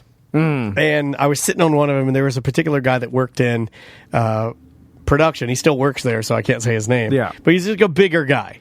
And he came in there, and I was sitting on the toilet, and whenever he would sit down on it, have a couple times, I mean, we must have been on the same schedule. I'm in there taking a deuce, and this guy, when he would sit down, it would move the other pipes for the other toilet. So, I would bounce. And I'd be like, oh, shit, this motherfucker's going to bring this whole place down. And I'd be like, ah! Oh, yeah, because they're all connected by a pipe. Yeah, it's all connected by, like, one pipe. So he'd sit on it, and the porcelain would go, and I'd be like, and I'd be steady, don't say anything. Don't say. I think the first time it happened, I was like, what the shit? And then he's like, I'm sorry. Because he knew it was him. Yeah. Anyway, this next story is about me peeing in my suitcase. Enjoy. So this past weekend we did the show on Thursday because it's super sad. I won't harp on it too much, but my wife's stepsister passed away. She was young, and it was just super, God, there's so much, been people passing away. It's horrible. I guess it's just too much. We can't get a break. But, so very sad situation. I went there, to the service on this Friday. So, we went, had the service, and then, my wife's family got together for after services, you just get together and hang out with family. You swap stories, spend some time together. My wife was like, I was like, you just, you hang out with your family, I'll take care of the boys. We are at, her cousin's house, and I just was watching the boys in the pool, and I was just drinking LaCroix. Because I was letting my wife, you handle it. It's your, this is horrible, And so we were staying at my buddy Turkey Leg's house down in Miami.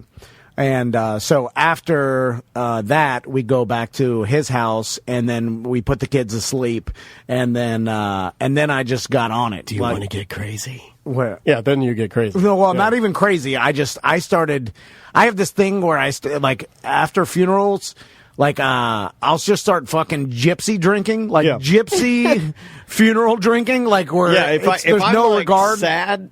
It cranks. Yeah. So ice cold beers is down the hatch. I was straight up just hammering drinks, and then some of my friends from Miami came over. Taking all of them, right? Anything somebody gives you. I had a lot of White Claw, and then White Claw go down fast. By a lot of I had 15, and that's a lot of White. in the span of And I was staying up late. 15, 1 hour. And some other stuff. It was bad. It doesn't take long. 4 White Claw. They're 5%. Yeah, 4 White Claw, you're all right. And I don't even know if I had that many, but because at one point I blacked out. But I was hanging out with my friends. My buddy Porno Joe came over, and Fernando had his baby. Fernando had his baby over the weekend. I saw him. Congratulations to the rapist. Yeah, he just had a baby, for God's sakes. He's not. By the way, anyway, we just gave him the worst nickname ever. Well, I didn't. You did. Yeah, because we thought it was funny. Everybody else had a nickname. He said, "Give me a nickname." I'm like, "You're Fernando the rapist." And anyway, so I was just, like I said, gypsy drinking. And I must have, because of what happened, I must have had at least the cognitive thought of, I should drink some water before I go to sleep to try to, because I must have known that I had too much. Would you fall asleep with a jug of water in your hand or something? No, so... oh, no. Did you pee-pee? Okay. Let me... You're at it again?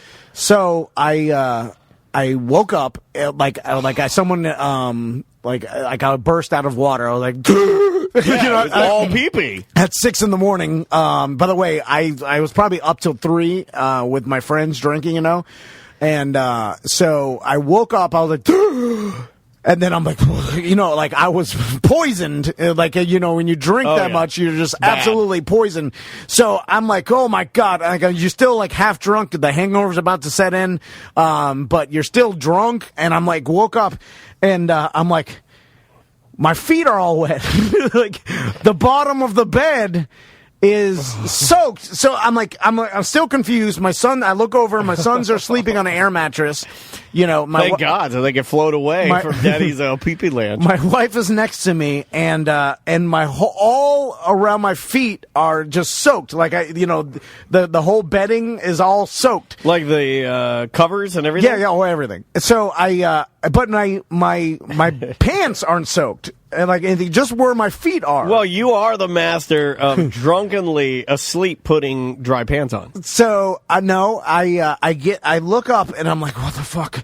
I'm like, what's going on? And then I'm looking, and then I'm like, why is there like all like the bottom of the bed is soaked? Why am I wearing a doo-doo hat? And I'm like, what the fuck? And then I get up and I'm like assessing the damage. Then I look over into our luggage, because our luggage is open, and you know how we're just living out of the suitcase or whatever.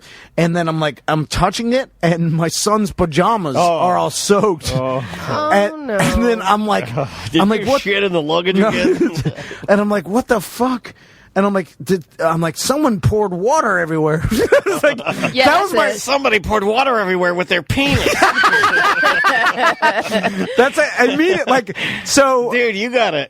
So you gotta tighten up. I was like, did the boys pour all their water, their cups? And like, that was because that made sense at the time. Yeah. No, I'm with you. You're not gonna say, "Did I piss the luggage?" Yeah. It you know, it slowly creeped in that I must. Now everybody's still asleep, and this is like 6 a.m. Like everybody had a late night. My wife stayed up late. My kids were late. They're thrown off because we just, What'd you tell them? Oh man. Okay, so I went into immediately panic mode. I started assessing the damage, and then I realized. Did you do the smell test? Where you're like. Yeah, I did, but it didn't smell because I would have had so much to drink. I'm just peeing pure water at this point, Like, you start peeing clear, like, after 15 White Claws and then whatever, the water I drank before I went to sleep. And that's why I figured that I must have blacked out. It wasn't a White Claw. It was the stupid water. Of course. Well, the alcohol is what made... I like how you're like, it's the goddamn water I drank before I went to bed. It's not the fucking White Claws I had. So, I didn't. Okay, what I've pieced together is I must have gotten up in the middle of the night, blacked out, wandered, like I was in a confusing area, like in my friend's house, like I didn't know. I wandered over to my luggage. Now the bathroom is like just right there. I just didn't go. You're blacked out. Yeah, I started peeing into the luggage. Then I switched midstream and started peeing on the bed. A little bit for everybody. Throughout the well, and a lot. Like shit. I'm peeing in the luggage. Piss on the bed. So now there's no way to actually there's no prove cameras? No cameras, nothing. Did you smell it? Yeah, it didn't smell like pee. Because like I said, I must have been just peeing pure water. Yeah. So it wasn't like a urine smell, but it's either that or the ghosts or like my buddy Turkey Leg came in with water, or he came in and peed the luggage, but I don't think that happened. No. Anyway, there's only one. I've had this happen like this. Yeah. This has happened to me before. But normally you just piss your pants. Sometimes no, but like back in the day, I would get up and pee weird places, and like one time, remember I peed on my wife before. Like this is back in college. I haven't done this in a long time, by the way. Anyway, I'm not proud of it. I'm very embarrassed. You're only one step away from peeing in someone's butthole. Now here, you're close. Now here's the thing. My husband has a thing now. When he gets blacked out drunk, he goes into other people's bedrooms and then pees in there. No. Oh. The first time, just wanders in there. Yeah, the first time he went in, like your friend. So we your friend's wife's bedroom. Yes, yeah. I don't know how I got in there. We vacationed with Smooth Nipples last year. Went to Savannah, and he wandered. Our bedroom was on one side of the Airbnb. He walked all the way across the living room and everything. Somehow he unlocked their bedroom door. We still don't know how that happened. Yeah. And she woke up and she's like, "Travis, what are you doing?" And then he's like, "Oh, I'm sorry," and just turned around. That's and then some when we went to creepy Boulder, I woke up and he wasn't in the bed, and I was like, "Oh God!" And I went downstairs, and Theron and Joyce were sleeping on the couch, and I'm like, "Where the fuck is Travis?" What are you just standing over them like a fucking Slender Man? And Joyce was like, "He's in our bed." and I went upstairs. He had crawled into bed with Joyce. No, this guy's got. Yeah, this guy's Listen, horny as fuck. No. So now he's phantom sleeping with other women. Yeah, well, you start sleepwalking drunk. This is a problem. I've talked to. This has happened. You know, the Grizz peed on my buddy Andres' PlayStation twice. The last, this is years ago, but he he come back in town, everybody party, we get so excited. And it happens again. We drink, and my Andres' wife wakes up because they used to have a house where their bedroom was a loft. Yeah. So it was like a townhouse, and they slept in a loft, and they heard they water pouring into their the floor, and she looked over the loft, and she's like, hey! You gotta wake them up. He's peeing onto their entertainment system, onto their PlayStation. So that was it was like a PlayStation 3 at the time. Why is that so funny to me? He's gonna throw something at their head. He ruined you gotta throw a pillow at him. He ruined the PlayStation, bought him another one, then 6 months later, came back, peed on it again. The one that he bought. I wonder what's up with the PlayStation. But he's an Xbox guy. But he didn't ruin the second one. Anyway, so okay, back to it's 6. Travis is in our chat room. Travis is our sales guy. He says, I had a friend who would notoriously poop in bathtubs when they were blacked out. That's a weird. That's I would a psychopath. take that though over the pee-pee in the suitcase. Because pee-pee is sterile and it's mostly water. No, but you can ruin a suitcase. The poo-poo in the bathtub it's seemingly worse, but you just put some water in there, it breaks down, you stomp it down. All my son's pajamas soaked up most of the. Oh my God! Listen, what did your wife say? Okay, well, it gets bad after this. So that was the good part. Well, now no one knows. Here's Wait, the thing. Did you hide it? Does your wife even know you did that? No. Well, I'll explain to you. So, I woke up. I've kind of pieced all this together that I've peed the and suitcase. You're just quietly running this through your mind while your sons are sleeping, your wife is sleeping, and the turkey leg and wife leg are sleeping. Yeah, everybody's sleeping, and it's the morning. I feel like death. I feel like pure death. I'm going through this. That's the worst too, is trying to piece something together when you don't feel good because you have that one part where you're just like. I've poisoned myself where I was able to do this. And not having any recollection. I'm literally poisoned. That's how bad. So I'm sitting there. I'm like, I gotta solve this, right? So I get all the pee-pee clothes. You're like Sherlock Holmes of pee-pee. I get all the pee-pee clothes, and then comforter. I get the comforter off, and then I take the sheets off. And by this time, my wife, she had a lot to drink, and she's gone, and I'm like, shit, this horrible situation's happened, and now I'm giving her more girls stress. Don't do this either. This is a guy thing. It's not like your wife wakes up and is like, I think I had my period in the medicine cabinet. Girls don't do shit like guys this. Are animals. Yeah, we're way worse. Like my wife, and we're less evolved. Yeah, we just are. We're just fucking cavemen. Not as smart. That's why when guys do shit like this, you notice that I was able to guess this one. Oh yeah. That's a bad. sign. This is happening. That's a bad sign. It hasn't happened in a long time, but because your wife knows. Did you immediately throw it in the washer? What are you doing? Okay, here's a situation a super stressful situation. Gypsy drinking. I'm thrown off. I've been taking care of the kids all day. Everything. It all comes together. It all makes sense. You saw me after Andrea's brother and all that. I'm just a fucking shaking mess. Yeah. Anyway, so I'm not justified. I shouldn't be doing this as a grown adult, and this is embarrassing. But I'm telling you, BDMs, because you're like family, and I won't tell anybody else. Believe me, I tried to hide it, and I wasn't going to tell, but I'll tell you how everybody find out. So I get all my son's clothes. By the way, this is I can pee on my son's clothes, and I piled them together. I get all the comfort. So now I have this big ball of pee-pee cloth, right? So I'm like, I have to trip, fall down the stairs. No. He live in an old, just regular Florida house, block, a flat roof, and their laundry room is outside. So I'm like, you're gonna wake everybody up. Well, I was like, I just need to get this to the laundry or to the chimney. And what I'll do is burn it. I'll blame my sons for, I'll say hey, pee out of their diaper or whatever. Oh, their diapers leaked. That's brilliant. Yes, yeah. I have a perfect alibi everywhere. Yeah, all over the all over the walls. 2 gallons of pee. There's more than dripping out of the drop-down ceiling. So I was like, I'll blame it on my sons, and then I'll take all this and I'll put it in the washing machine. morning, but it's still in the morning. So there's in the bedroom we're staying in, the bathroom has one of those like it leads outside. So there's a door. Did you piss on the mattress too, or no?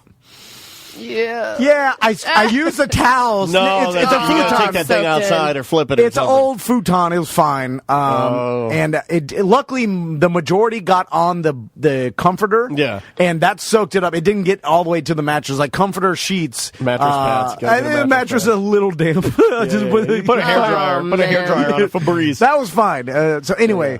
Just turn it to make sure it's on the feet end. I was like, every mattress has a yellow spot. Yeah. Everyone knows that. And I was like, I'll just throw this stuff in the washer and dryer, and I'll get it wash dried back in there. No big deal. Easy breezy. I had to tell my wife. She knew what happened, but What'd she she say? Well, she was like she was like mad, but she was asleep because she was hungover too. So she just rolled over, and I'm like, I'm taking care of it. It's fine. I'm so sorry. Yeah. So I opened the the bathroom door to the outside, and the fucking alarm goes off. I didn't the alarm. I didn't realize that they had. You're going to open it and there's turkey leg. He's already washing his. He's pissed his bed too. No. He so the fucking alarm goes off. You didn't even think about that? I didn't know. I didn't realize that they had the alarm set at night. I don't know. It's fucking different in Miami. Crime, too crime ridden. So I didn't think about it. I was like, I'll just sneak out this. It's just like for a split second, did you think it was pee-pee police? I was like, oh shit. So I dropped the pee-pee bundle and I ran out, and then turkey leg comes out. He's fucking with a gun. He's hungover. He starts discharging rounds into a piece of blanket. And he's like, what is going on? And I'm like, I'm sorry, open the bathroom. And then they turn off the alarm. So now I woke up the whole family. All right, kids, since you're all up. Their kids are awake. And the whole. Of course. Yeah. And then I'm like, then I try to tell his wife, I'm like, yeah, Max peed the bed, and then I get the pee-pee blankets out, and anyway, throughout the day, everybody just figured out it was me, and then the next day, then everybody was talking about it, and then we had a get together of friends, and then the whole thing was you pee-peed the whole bed, and then they must look at me like, what the fuck? Like, get it together. I mean, when was that first Peace River trip where you used the... So when I engaged my... when you engaged your wife? After I proposed or whatever. Yeah, how long ago was that? Was that 10 years ago? That was 12 years ago. All right, so in 12 years... Nothing changed. Nothing has changed. Like in 12 years, you still peeping. What about wearing a diaper before you go to bed? Like a big... That way you can gypsy drink and pee the bed. No, I can't drink like that anymore. Like it just... that time has passed in my life, and especially when I'm in a not a familiar situation. It's also like that's what happened. It's also grief, self-medication. Yeah. It's easy to do that, and then but it doesn't help. It only helps for like maybe that 2-minute period where you're like, I feel awesome. The blacked out part, I don't even remember. I don't even know. Like, did the boys figure it out? Your sons? No.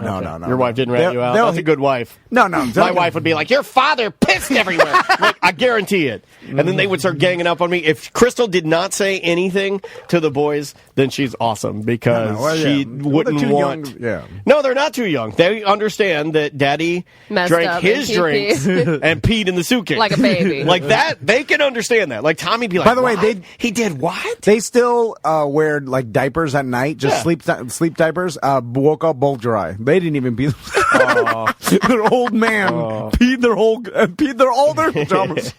God damn it! I didn't get my shit together. Like seriously, that was like that's I shouldn't be doing that. Like I'm getting close to the 40 years old. I shouldn't. Yeah. Anyway. There's only been like one time that I can remember where I think you and I have, or 2 times, where I think we've actually hurt our attorney Stephen Kramer's feelings. One would be when I punted the cowboy boy hats into the trash. Yeah. But they were dusty and gross, and no one was going to wear them. And I didn't do it because I didn't think the gesture was nice. It's a nice gesture. Yeah, but I'm never going to wear the hat. It's a hunk of shit. It's dusty. It's just taking up space in the studio. And then we assumed it was a novelty joke gift. Apparently not. No. He still brings it up every show. Every show. And the other time we hurt Steven's feelings, I rest on your shoulders. Yeah. It's when you and Steven, this is a recent show, had an orb off. Yeah. I accused him of having the same orb of chaos I do, and you did it bluntly. Super and offensive. Oh my God!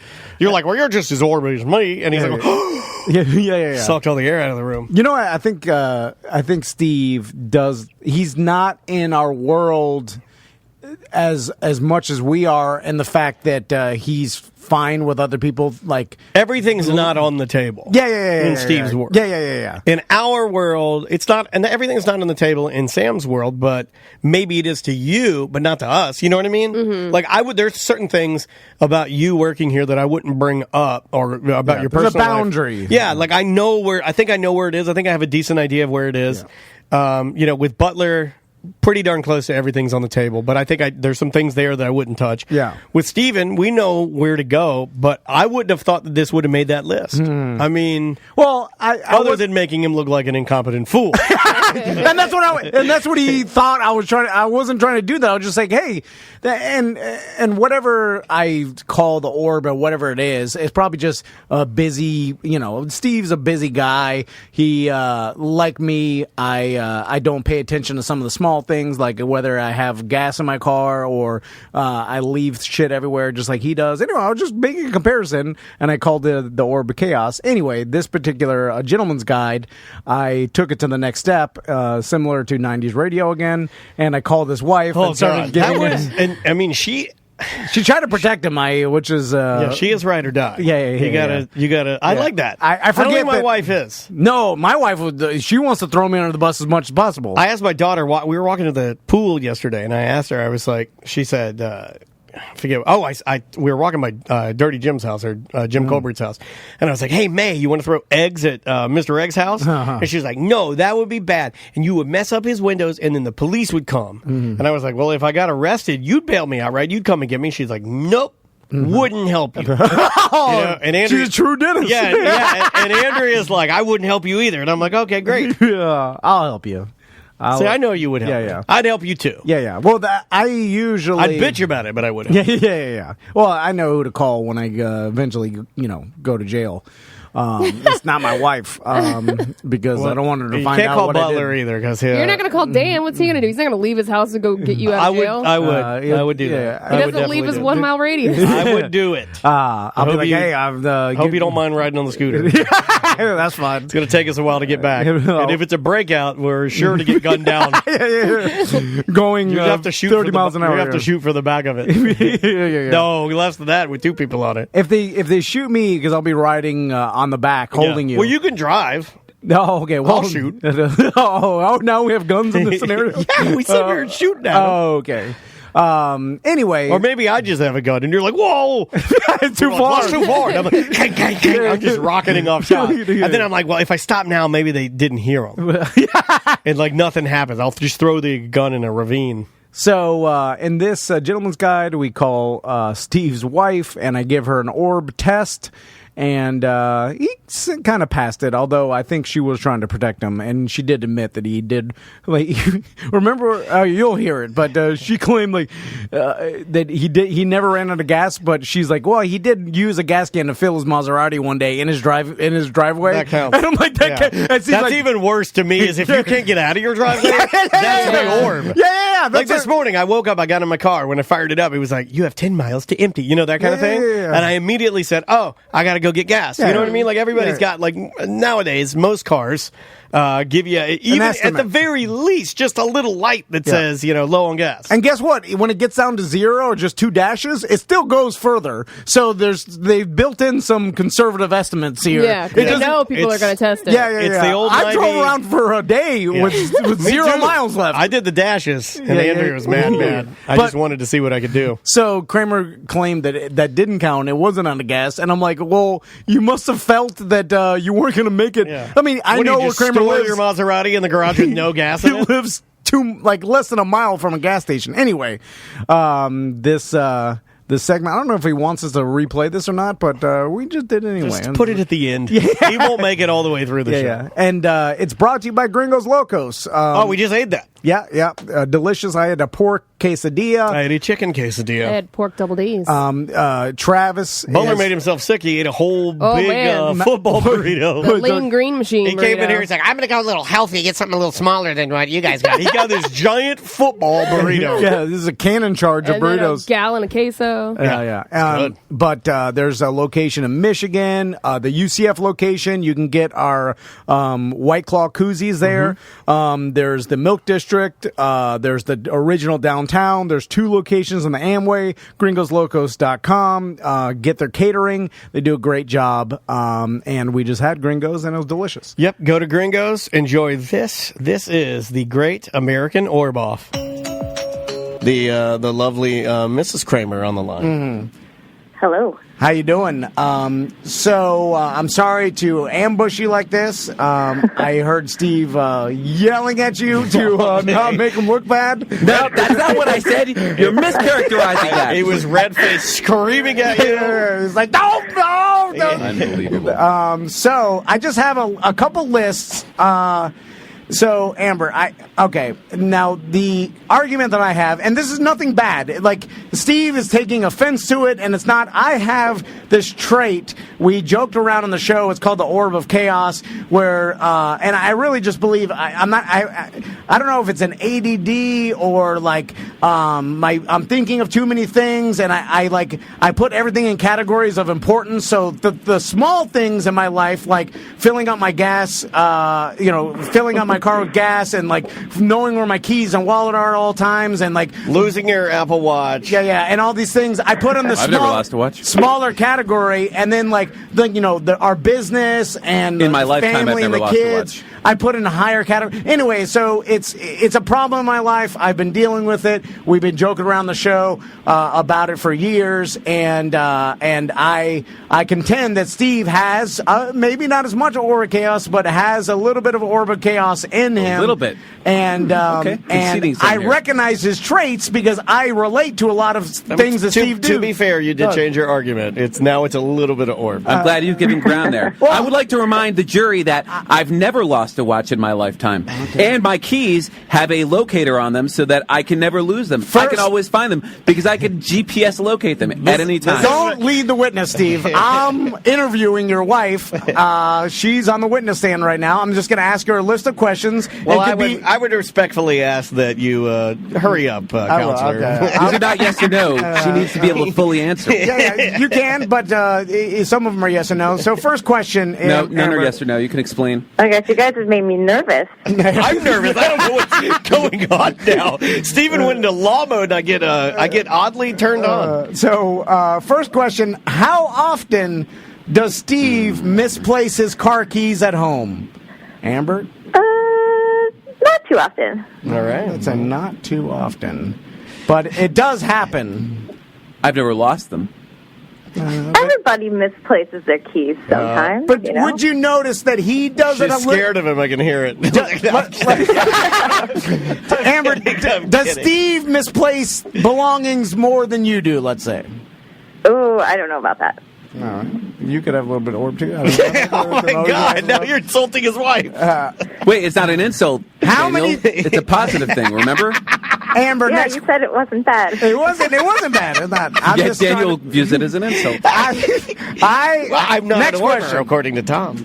How many times in your recollection has Steve either run out of gas or been on the brink? Like, I mean, run out of gas. A brink of running out of gas where he No. told you, if I don't get to a gas station right now, we're going to be out of gas. You missed. Tom ran out of gas last week, and he and I got in a shouting match. TC ran out of gas. I think he likes to live on the edge as far as the gas goes, because I will hop in his car and be on my way and realize it's out of gas. But, I think it's a choice. But let me ask. Cheeks hurt from laughing. Let me ask though. In the entire time you've known me, have I ever actually run out of gas? Yes. No.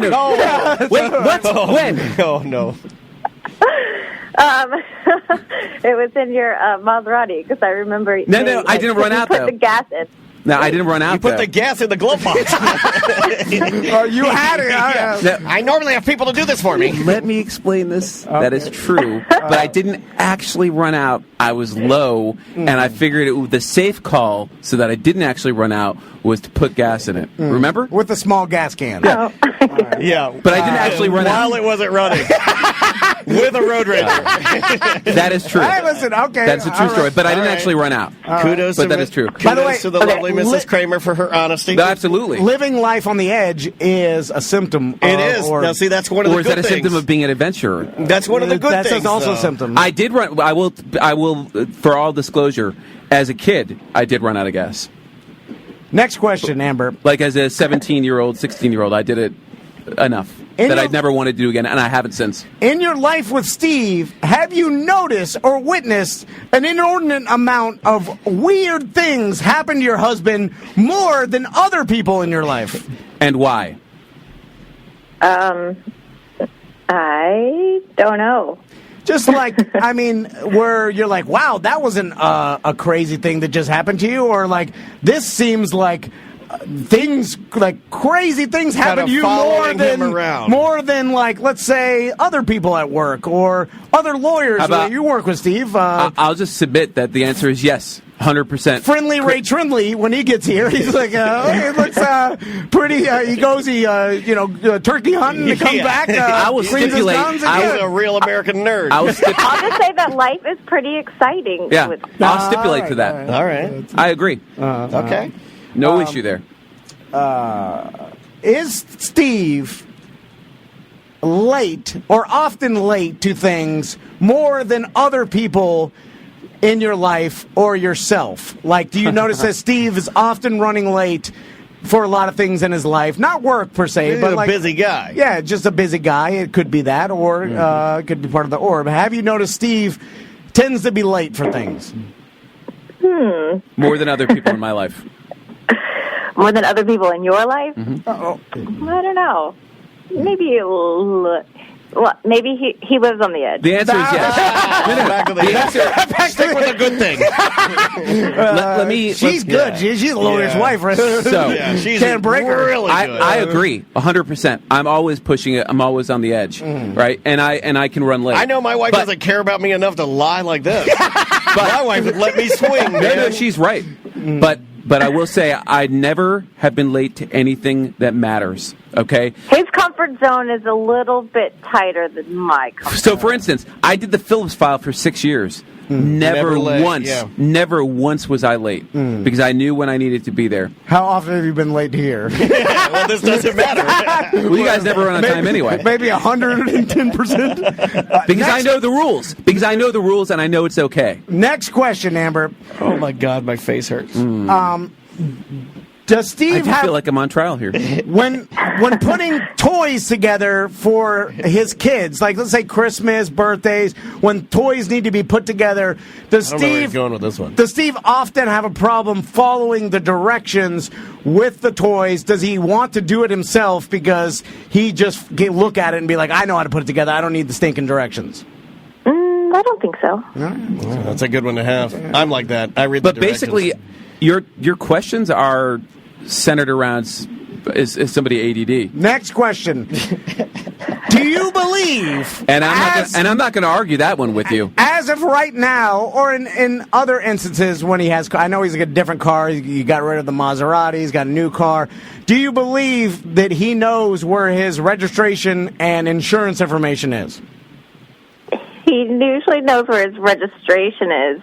Insurance, I'm not so sure. I usually give it to him. I have a digital copy. Does Steve tell you upward of 2 new business ideas a week that you probably, while he's telling you and super excited about, know will never happen?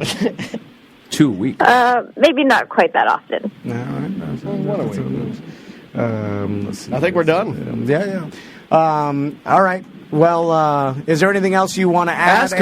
Ask her the simple question: does she believe I'm the orb of chaos? Well, do you, Amber, believe that in some way that Steve may have a little little bit of what I described as the orb of chaos, which could be a positive thing. It just means his brain is working a mile a minute. He's, may often put small things that he deems unimportant at the bottom of his list of importance. I like that you're redefining what it is now. Earlier, it's bumbling, falling over. I did see you fall over. You fell over. So we all fall over. Amber, do you kind of comprehend what I'm saying as far as the orb of chaos? And could you say that maybe your husband has a little bit of that orb?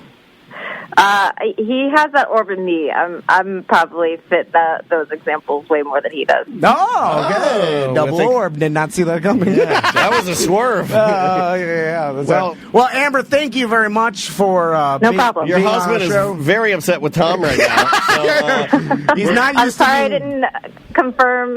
You confirmed. I appreciate the honesty. Have a great rest of your day. It's good talking to you, and happy holidays. You too. Bye-bye. See ya. So sweet.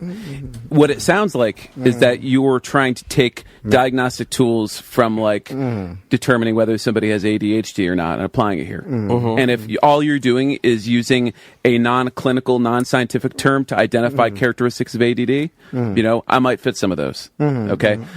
But chaos, I don't think applies. Now, do I embrace the spirit of adventure? Here's the real question. In an orb battle, whose orb is bigger? Yeah. Well, if we unleash the orb, if you guys unleashed your orbs on each other, I think we all know. I don't know. It's here's the thing. I've maintained, and I think Steven got a long, thick orb. And I think you skinny. Me and my wife have spaghetti orb. I've caged my orb. I'm on Adderall now. Are you on it? Because Samantha's convinced you. Tell us you're on it, but you don't take your pills. I take it every day. And do you crunch them up and snort them? Or? No, I don't even know if that even helps. But I mean, I've got coping skills for everything. I mean, like with my keys, because I did have a habit of losing them, I keep a GPS thing on them. I mean, I have a Find My iPhone, so I don't lose my phone. I have that's why I keep things very structured and organized, is because I think it's a key thing to recognize where your weaknesses are and then try to attack those things and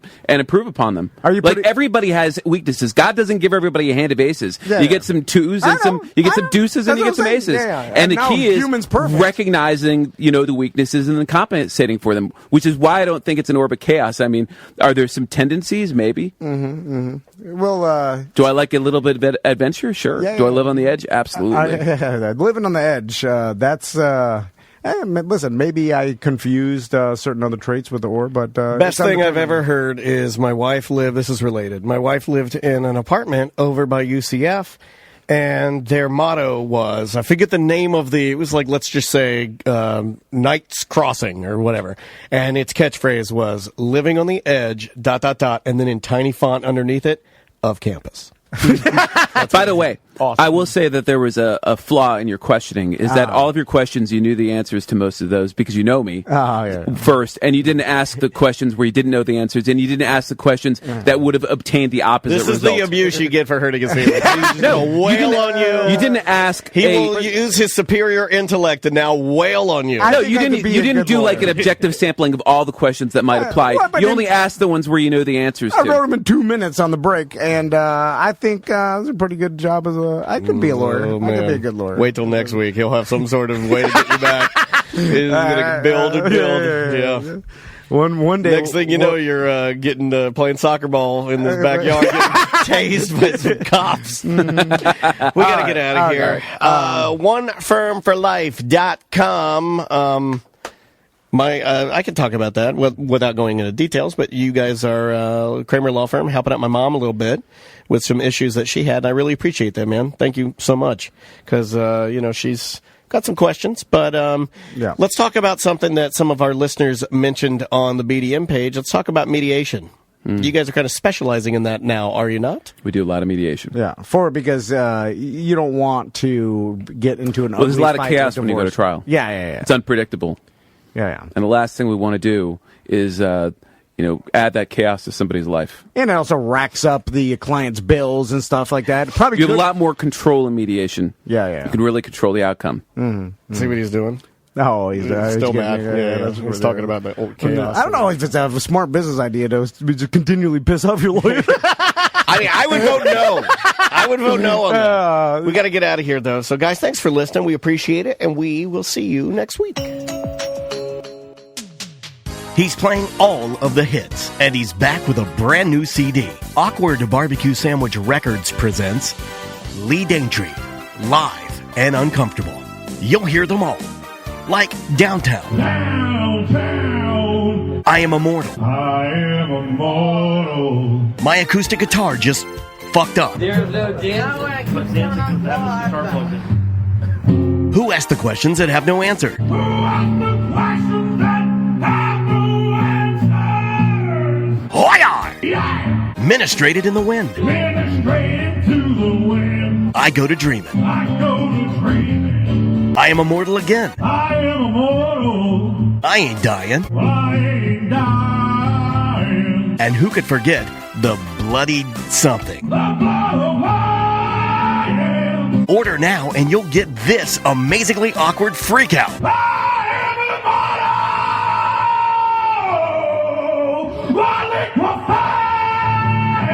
Awkward Barbecue Sandwich Records presents Lee Daintree, Live and Uncomfortable. Call now. This last segment is from a BDM show. So if you're not a BDM, you can hear some BDM-only content in which we do a new show each week. And we also release old shows, and we do a little recap of what the old show was. So technically, you're getting probably, what a 2.5, it might be more than that, maybe 3-4 hours of extra content a week. Oh, God. When you put it like that, I'm like, what are we doing? Well, you get the old show, the intro, and a completely new BDM show, which is an hour.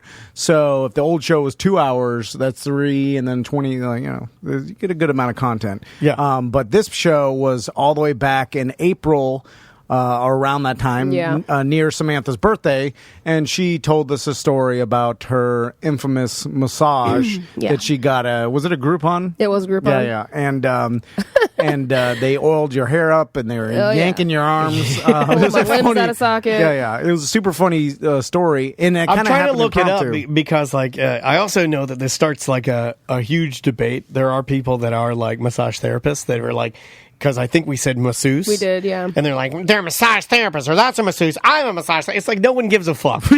Just relax. It's a fucking you're gonna story. piss some people off I don't again. give a fuck. I give no fucks. Right. It's like when people call me a DJ. Fine, I'm a DJ. Yeah. Who I don't cares? care. Yeah. Whatever. But in this show, Samantha tells the whole story about her awkward massage. I have not gotten a massage since then. Yeah. It's It been almost scarred a year. you. Do you want one? I do, but now I'm so nervous about it. Yeah, I think my wife and I are going to go get a couples massage over the luck. break. Yeah. But I'm afraid to do it now because of hearing your story. And the last time we did a couples massage, if you'll remember, was when it was like our third date. Yeah. I went to like these little Asian spot, and They bathed you. The lady was like, "We're both nude in a tub." It seems crazy. I to don't me. want the bathing. That's too far. My wife's tits are out. Yeah, And, well, she third wasn't date. even my wife. She was like Right. a girl I met. Well, she was completely nude, right? Oh, yeah. Yeah. It's weird that she I did didn't that. see her bush. She didn't have a bush then. She's clean as a whistle. But not that you guys needed to know that. How do you- well, she had to have seen it. Well, she's still clean as a whistle. It's just a bushier whistle. You had to have looked at it, right? No, I didn't. What? What'd you do? Because she got in the tub Bird first. boxed it? A bird boxed it. But then but your dick was out, right? I guess, yeah. Yeah. Yeah, my dick was out. That's, And you're in the same tub? Yeah. It's an odd third But you date. could see. I could was see. It, was it I mean, bubbles? the water was right above her nips. But it was clear water, right? A little soapy. Yeah. You know, they put some. Plus, there's it's, a little VO5. There's a little Vidal Sassoon in there, bubbling it up a little bit. And it's dingy, the water. Yeah, I mean it was like water that they had. The pigs were drinking it behind the massage parlor. Yeah, they just warmed up some of their livestock water. You know, speaking of dingy, yesterday I went to Daytona Beach. Dingy. I went to Daytona Beach's RV show, home of Supreme Patty, internet superstar. What is that? Daytona Beach. Supreme Patty. Supreme Patty is this YouTuber or like a Instagrammer. I saw him on Ridiculousness yesterday, and he has horrible acne scars, and he's been documenting all of his acne treatment on his Instagram, and it's violent. Oh. It's just violent. That's what his whole Instagram is. No, it's like he hangs out, like he'll be at like playing basketball with Mike Busey. He's hanging out with Daddy Long-Neck and Daddy Wide-Neck. Oh, yeah. He's hanging out with those guys. You know, he'll pop up with those different, like, we've turned circus people into like megastars. Because like that Daddy Long-Neck guy is just raking in the money now. Well, Good for him, though, right? No, I'm not hating. Do your thing, but I'm just saying. You're talking about like there's the black guy with the super That's thick Daddy neck. Wide-Neck. Yeah. And then the there's skinny guy with the long. That's Daddy Long-Neck. And they've teamed up together. All necks matter. It's the hashtag they use. That can't go on for too long because the novelty... I don't know. I'm in it 100. I'm in it 100. I almost bought the T-shirts drunkenly a couple nights ago. But their own all necks matter. Their claim to fame is just the weird looking necks. My point is that like it's not what else an act. you do? They do like weird videos. Yeah, they do skits. Like the last skit I saw is Lil Jess, Mike Busey. I'm guessing that's his girlfriend. Like from at least from this video. Is Busey involved with the necks? Yeah. Oh yeah. They're right up the road right now. If we drove up there, they're living with him right now. Busey and the Both Necks. of them, the It's a Necks? show. Okay. Yeah, the necks, wide neck and long neck. Yeah. So the video was Lil Jess licking Daddy Long-Neck's neck because he has a new tattoo on his chest that points at his neck that says "lick here." Okay. So the little person, Lil Jess, is licking Daddy Long-Neck's neck, and then Midget Mac. Well, I'm allowed to say that's his name. Yeah. He is behind Little Jess, slapping her ass. Okay. And then Mike Busey runs in, and he's like, says something like, "This neck stole my girlfriend," and then he grabs one of his shotguns off the wall and he cocks it, and then that's the end of the video, and I'm like, all right. Listen, I'll get on that. Where do you better find than this? America's Got Talent. I can find it right now. Okay. This will be I think this is like our last intro, right? Yeah. Yes, it is. This is the last. Find this. Because I see those the wide neck and long neck on Facebook, and then I saw that they teamed together. I think I made a Twitter joke about it, like I look at Facebook way too much if I know this is a thing. Here's the video. Okay. See, okay, here they are. Okay, there's I'm gonna fire this up so you can hear it. It says, "Damn, I caught damn long neck, and I'm a midget Mac fucking my bitch." Oh, okay, so midget Mac and Daddy Long Neck were tag teaming Lil Jess, and then Busey comes in. So here it is. This is basically just 90s radio on Instagram, Yeah. right? Peep this acting too. It's dope. Okay. He's slapping her ass. What's up, baby? I'm home. Oh, what the hell? Uh-oh. Are you kidding me? Is that long neck?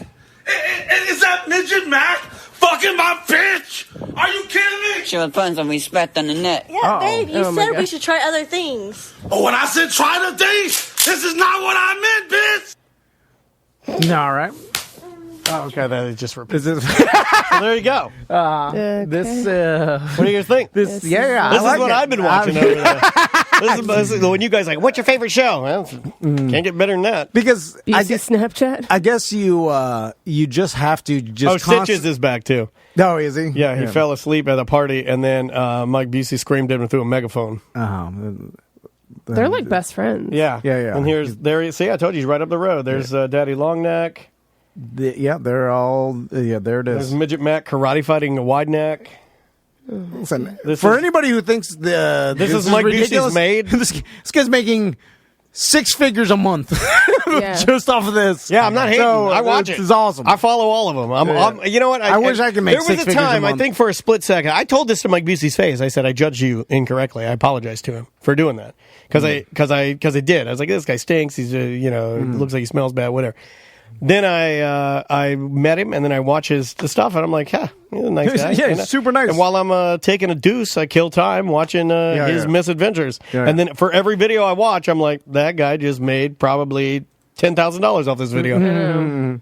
That's insane. You know it is. That's a new world we live in. I'm just wondering how long it can continue to Well, people say last. that about the outrage culture right now. How long can it continue to last before people it's almost like I think I heard Bill Burr say, I thought the analogy was pretty great, of the times that we live in now where everybody's like, oh, you can't say this, and I identify like this, and please call me this, and everybody's like, I think there's a heightened level, even for those of us that try not to get pulled into, there's still a heightened level of like outrage. It's just, you can feel it. We don't like our government, no matter what side you're on, it's just weird. We're not satisfied, we're unhappy. So we feel like we have to talk about it, and then that makes us kind of fight each other. Instead of having a common goal, which at one point would have been terrorism, that brings us all together. And now we're not doing anything on that, and we're bored now, so we eat each other alive. We're infighting because there's no common enemy. Yeah. Also, then Bill Burr said, he was like, at the outrage culture, he's like, eventually, I feel like we're all going to just like thirst for it's like when you've been cooped up over a long weekend when it's raining, and you step outside, you got to get some fresh air. We're all yearning for that like fresh air. I think what exasperated. Oh my God, the puke streak's about to break again. Yeah, the irony of him saying exasperated and dying. Yeah, this whole thing is social media, and now, I think people are always, somewhat outraged or whatever. Now they just have a voice they can talk to the world, as opposed to just whoever's listening to them in their hometown. You know what I'm saying? Yeah. So now with social media, it's like, oh, we can talk to the world, and that's created this thing where we're like, whoa, everybody's more offended than ever before. But I think everybody was years ago, just they couldn't tell anybody, So now we are all connected, so we're like, oh, what's going on? I think it's kind of always like this. It's just now we have a platform, a soapbox. To it'll pivot and morph. I mean, one of the things I really like about it, though, like if you're looking for positive, like Sam said, I'm not hating on this guy. Dude has a long neck. And probably got teased incessantly growing up, and was bullied to the point where I'm sure if you really sat down and talked to him and said, like, dude, I'm not filming, we're not recording, we're doing, how did you feel? Or what kind of fucked up psychological, like, damage happened to you? Now he's flipped it. He's using his, some would say, a deformity to give himself a comfortable fucking living. Better than us. And it won't last forever, you know. So you gotta ride it. Bank it now. Yeah, you gotta ride it hard. And then what I like, though, is there are people now that want to, just for the sake of being a fame whore, they want to get a YouTube channel, they're filming themselves, of course, doing everything, and they've got like, man, I've got like 11,000 followers, that's amazing. And then you look at Daddy Long Neck, he's like 2.6 million people fucking following this guy, and that makes me happy. I just think that's cool. Was he always something on the internet? He's been around for a while. But it got bigger once the thick neck guy started getting popular. Daddy Long Neck got popular because he was dancing with another guy called Gucci Berry. Okay. He's the guy that has the tattoo on his stomach where his belly button is a woman's asshole and it says colon crusher. Don't know. I'm not He's familiar. He's got a mullet, big fat Gucci Berry. Not familiar with him. I'm really educating you guys today. The thick neck guy, didn't he, like, his photo got famous from his mugshot, Correct. Right? And then he just turned it into, he's like, hey, I'm not, like, all of a sudden, this mugshot's got so many views. I'm going to show you Gucci Berry. But I saw... everybody kept making jokes, that was all the comments and stuff. And then he got arrested again, so he was back in the news again. And then that's when he hooked up with Daddy Long Neck. Okay, see, this is how he became popular. This is Daddy Long Neck here dancing with Gucci Berry. Okay, Gucci Berry is seemingly just a that's Florida redneck. Yeah, he's basically, he's literally somebody that you would buy a jet ski from. He's got big tits. Mm-hmm. Yeah, and he's got the ice cream cone tattoo like Gucci Man on his face. There's a tinge, a sprinkling of mental illness here. I don't know. It seems that we don't know. How do you judge that on on that picture? Well, he's got a ice cream cone tattooed on his face. So does Gucci Man. He's not. Have you seen any of Gucci Berry's video? No. He usually does like stunts. Like when you're a rapper, Here's a Gucci Berry. Here's a Gucci Berry video. Brian, what the fuck are you doing? I'm training to be in the WWE and part of the Cena Nation. First, I'm going to drink this raw egg for my protein. Glasses are for pussies. Are you eating the whole egg? He's a swamp person. Yeah. Okay, you don't have to keep opening your mouth. Yeah. Oh, God, it's making giving Are me those the willy. real tattoos? They kind of don't look real. Yeah, it says colon crusher on his... Okay. Oh my lord. He's gonna knock himself out in titties.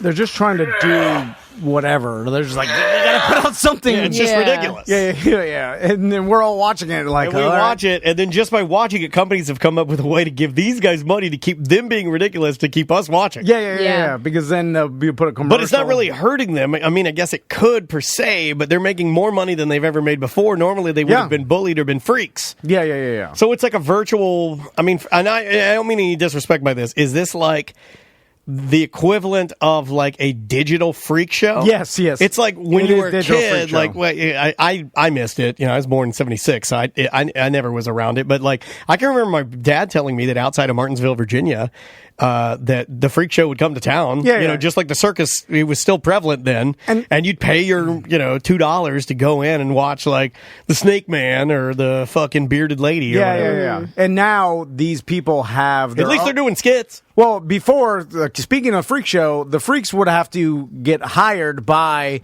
the carnival or whatever the fuck. I don't really feel comfortable referring to these people as freaks, but you know what I mean. It is. It's kind of like that. You know what I mean. And they're doing these things so people can watch them and be intrigued by the craziness of it. But now all these people have an ability to make the money themselves rather than be involved with something, and like this guy's not, I mean, he's got a face tattoo and he's like weird tattoo. He's morbidly obese and redneck mullet guy. So you wouldn't really land into like a carnival freak show, but we'll watch it still and be like, this is crazy. What the hell's going on? Yeah. But soon, or are we ever going to want more substance, or do we still want just ridiculous nonsense to look at and pass the time? That's what I'm saying. Is like, how long could it last? Is like, or is this going to go out of style? Where it's like, oh, you're doing shit from 2018, right? Gucci Berry has a song on Spotify. No, okay. Yeah, it's called Booty Hole Troll. Okay. And we'll end with this. Okay. This is came out this year. All right. Gucci Berry, King Cole and Crusher. Ooh, Daddy, my booty hole hurts. High Neil beats.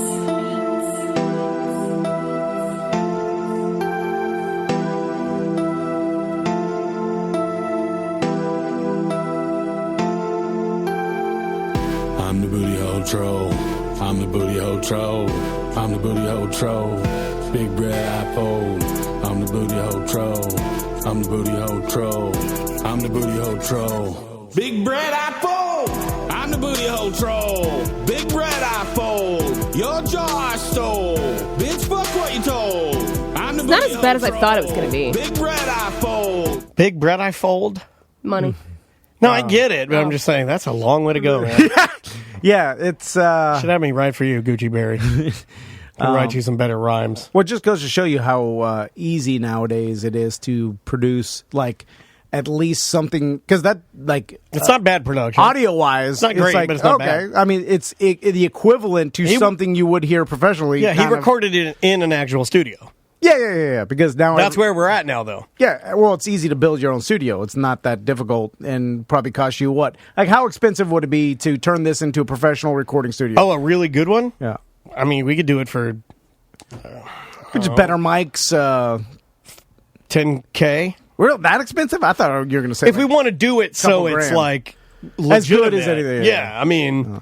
But you could. I could do all that on a credit. I could get a credit card for that like yesterday. Well, right now we could have people record music and it would sound good, and Samantha could mix it, and it would be equivalent. This one isn't set up though for music though. This studio. Yeah. But you'd want to get some better mics. You'd want to get some preamps. You'd want to get some better computers, more reliable. Yeah. Stuff like that. But if old what's the name? Gucci Hole? No, Gucci Berry. Okay, Gucci Berry. Anyway, get out of here. Listen, I hope that made everybody feel bad for themselves, because this guy is probably making more money than you. Oh yeah. Well, I mean, he has a Lamborghini.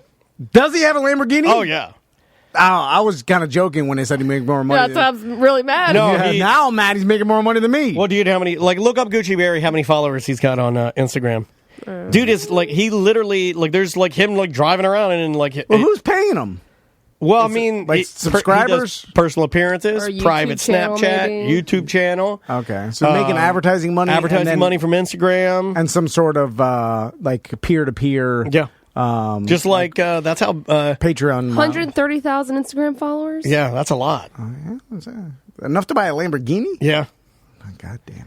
Yeah, he's doing just fine. He's got a big platinum necklace that says Gucci Berry on it. But you never know if a lot of this is a facade Could be. or if it's real. It's kind of like the rapper. What was the rapper that got busted out for flying coach and Bow Wow? Bow Wow, yeah.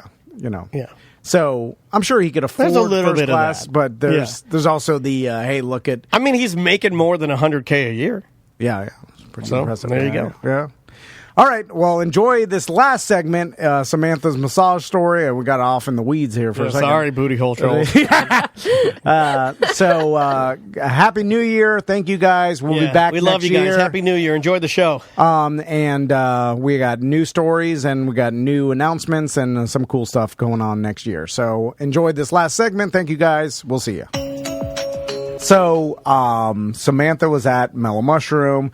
She had a couple drinks. Oh, I had a lot of drinks. Yeah. And you mentioned to me that you went through a traumatic experience at a massage that you got that day. Yes, because remember I left the show about 30 minutes That's early. right, to go get a massage. That day, Yeah, and to go also get a check out massage. her podcast, Semantics, because I know you recapped this I did talk about it on there last in your night, or podcast. 2 nights ago. So, okay, where did you find this massage place? Groupon. Mistake my number God. one. Mistake number one. I You will never guys do that in your again. group? Best What have place I to get told you? a scuba dive. Why don't you guys listen to me? Because we're poor. No, Scuba- I'm not doing well either, but I just, you know what? If I can't get it from Groupon, if I can't get it from Craigslist, like if I'm not going to go there, then I just sit quietly in a room with the lights out. You're doing better than us, though.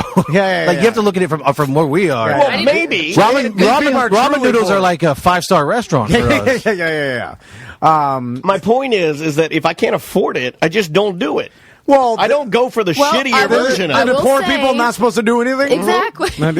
Until you save your money and you can get the quality I will one. say, though, this place was in Winter Park, so it's a nice area of town. It got a lot of good reviews. So There I are bad thought- areas of Winter Park. I thought I was safe, much like Tom said, when like people live on the fringe. This might have been on the fringe of Winter Park. Still Winter Park address. Technically, okay. yes. So you go there. How much is the Groupon massage?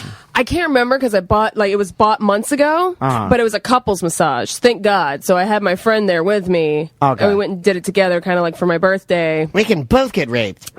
Will you text me the name of the place because I see if I can find the Groupon for it? Yeah, I don't know if it's still a Well, Groupon. what? Didn't you just hear it was a bad I time?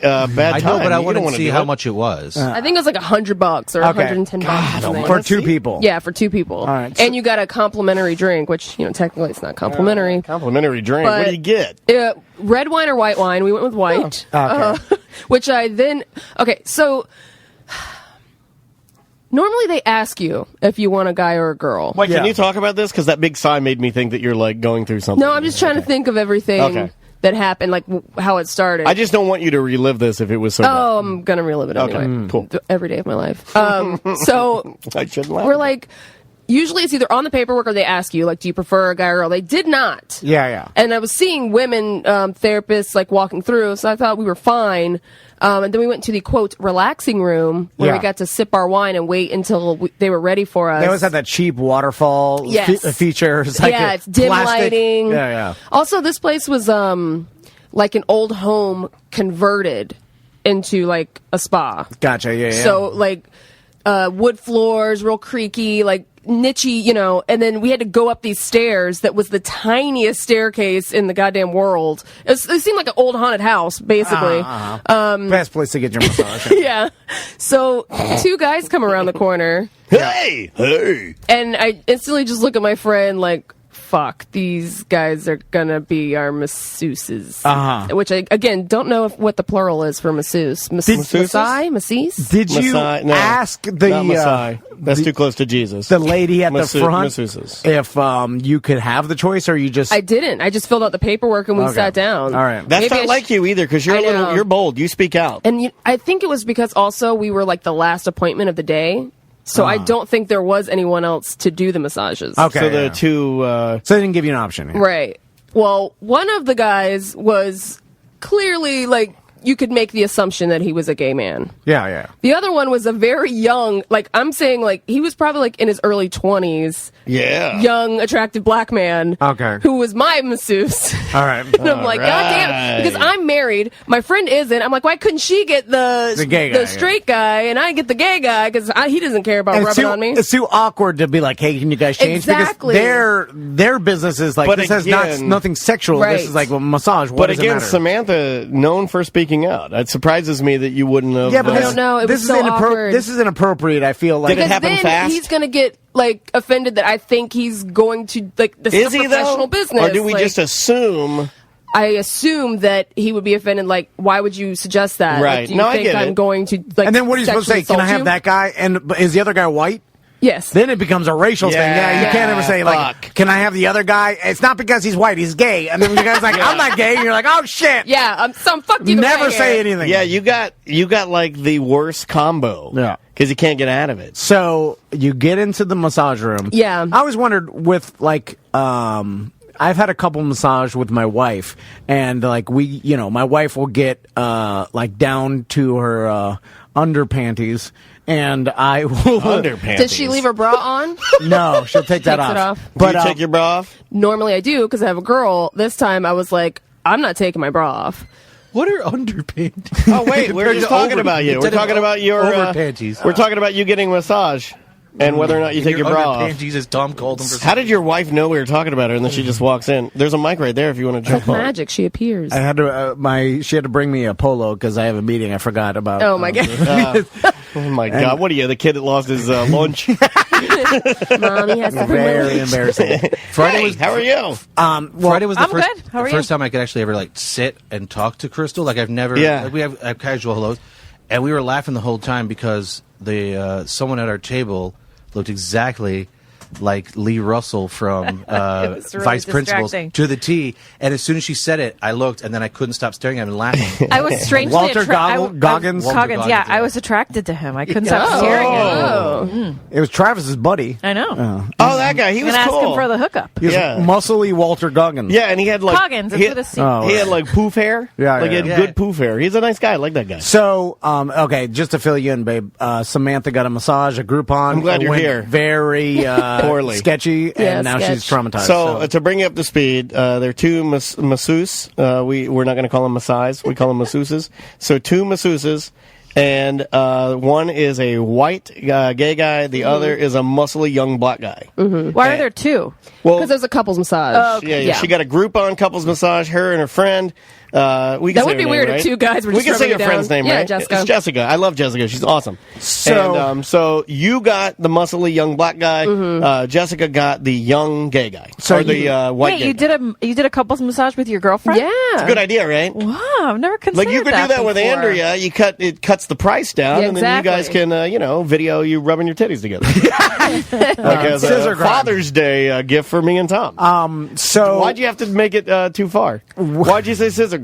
So the guy, like, they told us right before they left, they're like, hey, disrobe to your comfortability. Right? I don't So- like the word disrobe. I don't either. It's weird. Really? What if you- I don't like the word underpants. I'd rather them Yeah. tell me to strip down than disrobe. Underpanties is worse than this. Well, that's a made up thing. would they still massage you if you left all your clothes on?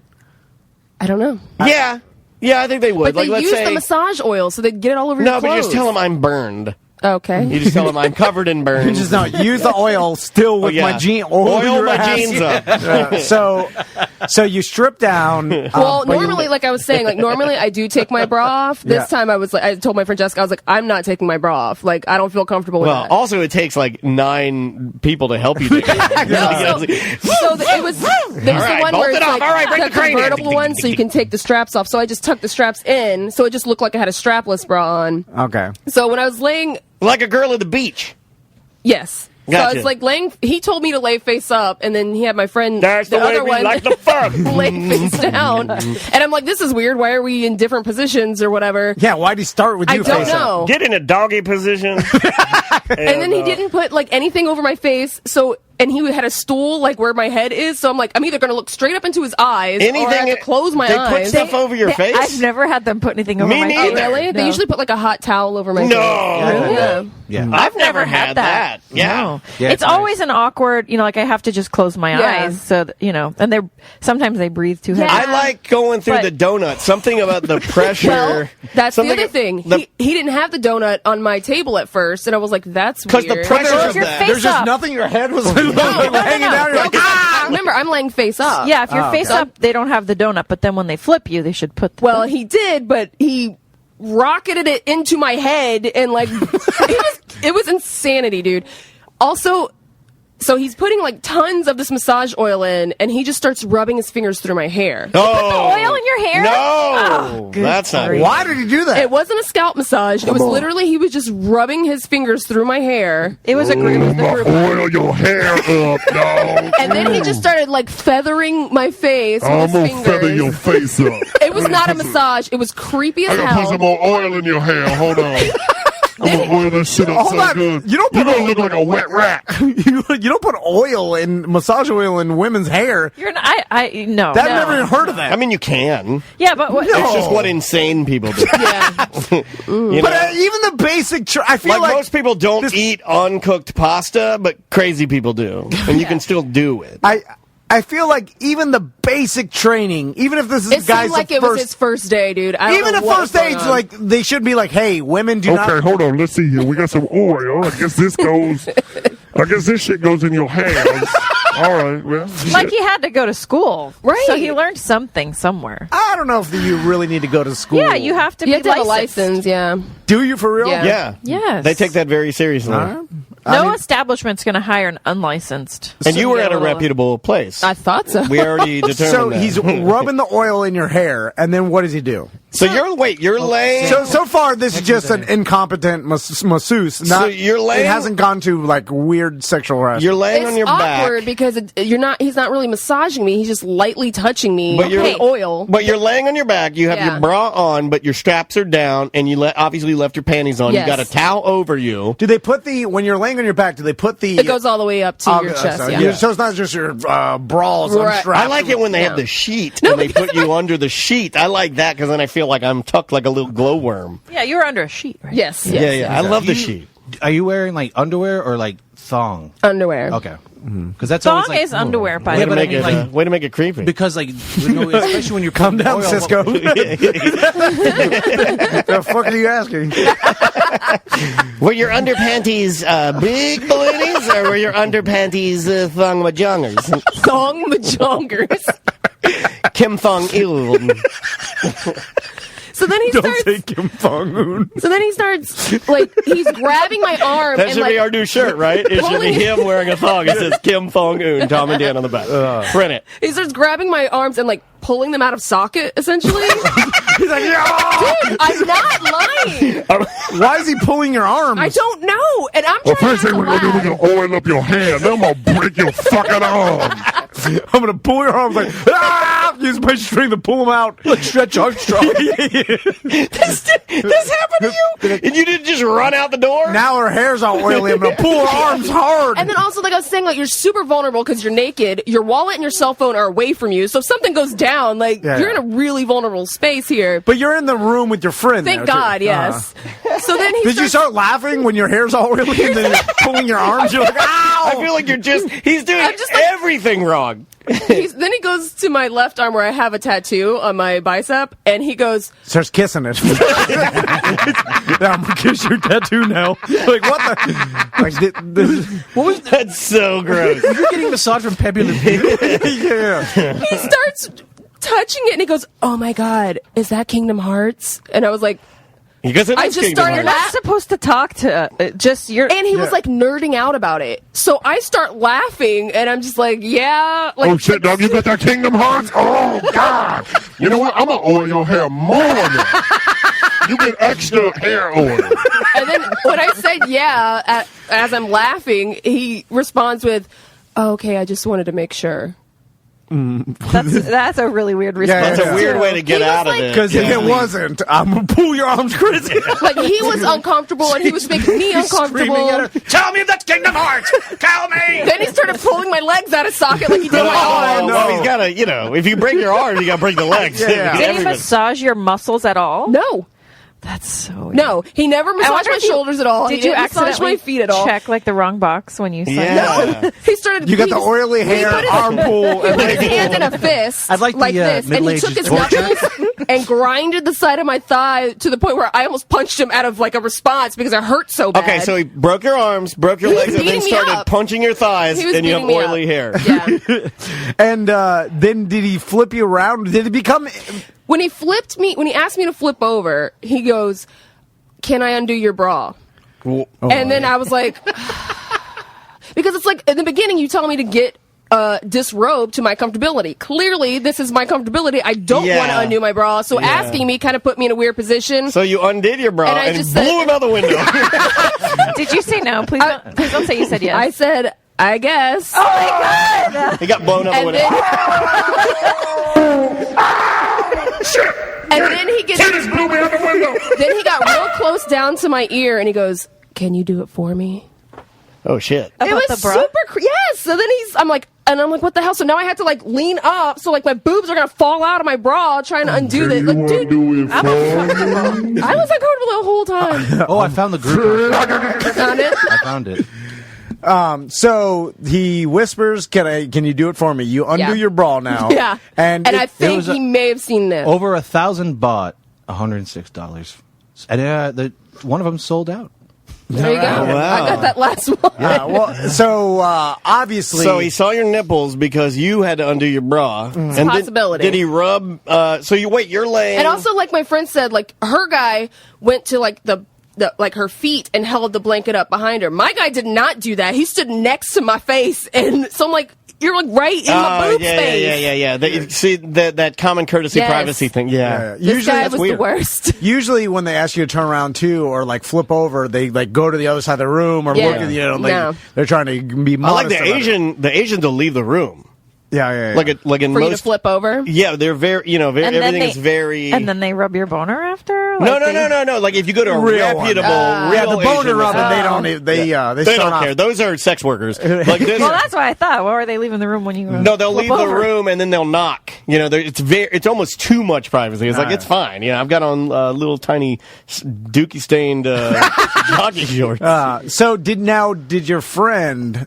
She had a great experience. And did she know any of this was going on? No, and you know what she said? Because I was like, dude, I literally at one moment thought that you guys had left the room because, forgot to mention this, the guy had calloused hands. Oh, so it felt gross. like so sandpaper was disgusting. rubbing me down. God. So you could hear him, you could hear going on my skin, and Jessica was like, I thought you guys were having sex over there. It was so loud. I was like, Can you hear my calluses? Oh my god! I was like, dude, honestly, I left because I didn't hear anything from your side of the room. You think the oil would have? Too callous. Did you get a massage from Candyman? It was the worst. You have a duty to report this. Yeah. I'm sorry. Yeah. Did Who you do I tell? report it to? I don't know. The Tell spot that- itself? Just Yeah, you write a can- review or something. You have I to don't tell know. the spa, like, hey, this is a weird experience I had. Yeah. And then you get a right. You'll probably get a right massage too. I don't want to go back. Yeah. And you might get your money back. Yeah, but if you go back now, you're going to get the world's best massage because they're going to make sure you get top quality. Or they'll spit in your hair. Or you'll get two guys with calories. I was And they give you like their business card or whatever thing, and like your recommended treatment, which he recommended hot cupping. I'm like, I'm sure you do, buddy. You got a hot cup. You got a hot cup them titties. But I can't even read his you gotta name. get some casts for your legs and arms. Cause I broke those shits. He scrabbled his name, so I can't even read what his name is. that is ridiculous. Yeah, that's because he didn't want you to report his ass. he knew he was And that terrible. man's name was Barack Obama.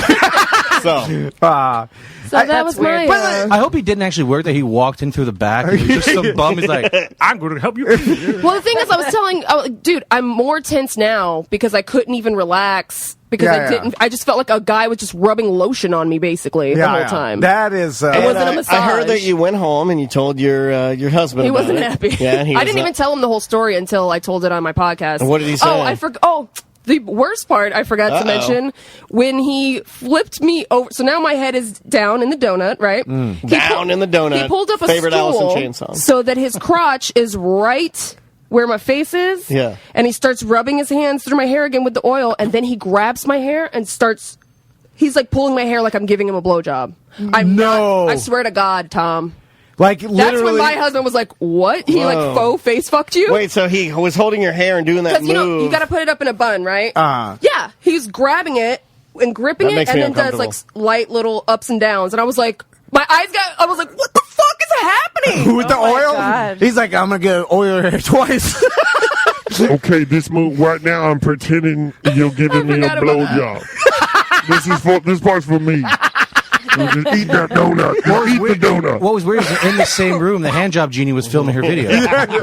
That's nuts, man. Yeah, that was too far. Did Yeah, you have to ever report had someone pull your hair like that? No. Did you look around and see, like, if he was aroused or if there was anything, like any telltale? Did you open your eyes? You see his crotch. I was looking at him the entire time because Did it I was like, if grow this guy and- gets a boner, I'm getting the fuck out of here. Did you look for that? I couldn't tell. It didn't, I would seriously, man. 'Cause it Look, was so dark in I'm there, all too. for fun and games and making jokes, but I that think was too far. That's why I said, I like, you think guys you were like, gotta should I tell him. say Yeah, you anything? should. And I'm like, I'll tell you guys. You tell me if you, You think I definitely. should. I'm with Crystal. I think you should. Because there's one thing, I thought it was a situation where he like was rubbing her legs and got like too close. Oh yeah, that's what I was thinking. Yeah, too, yeah. That weird, like when that's how you start sexy time. Because that, yeah, no, we've all seen enough porn to realize you start rub and then you spread the ass cheeks. And You never do that with me. And then occasionally you slip a thumb in there.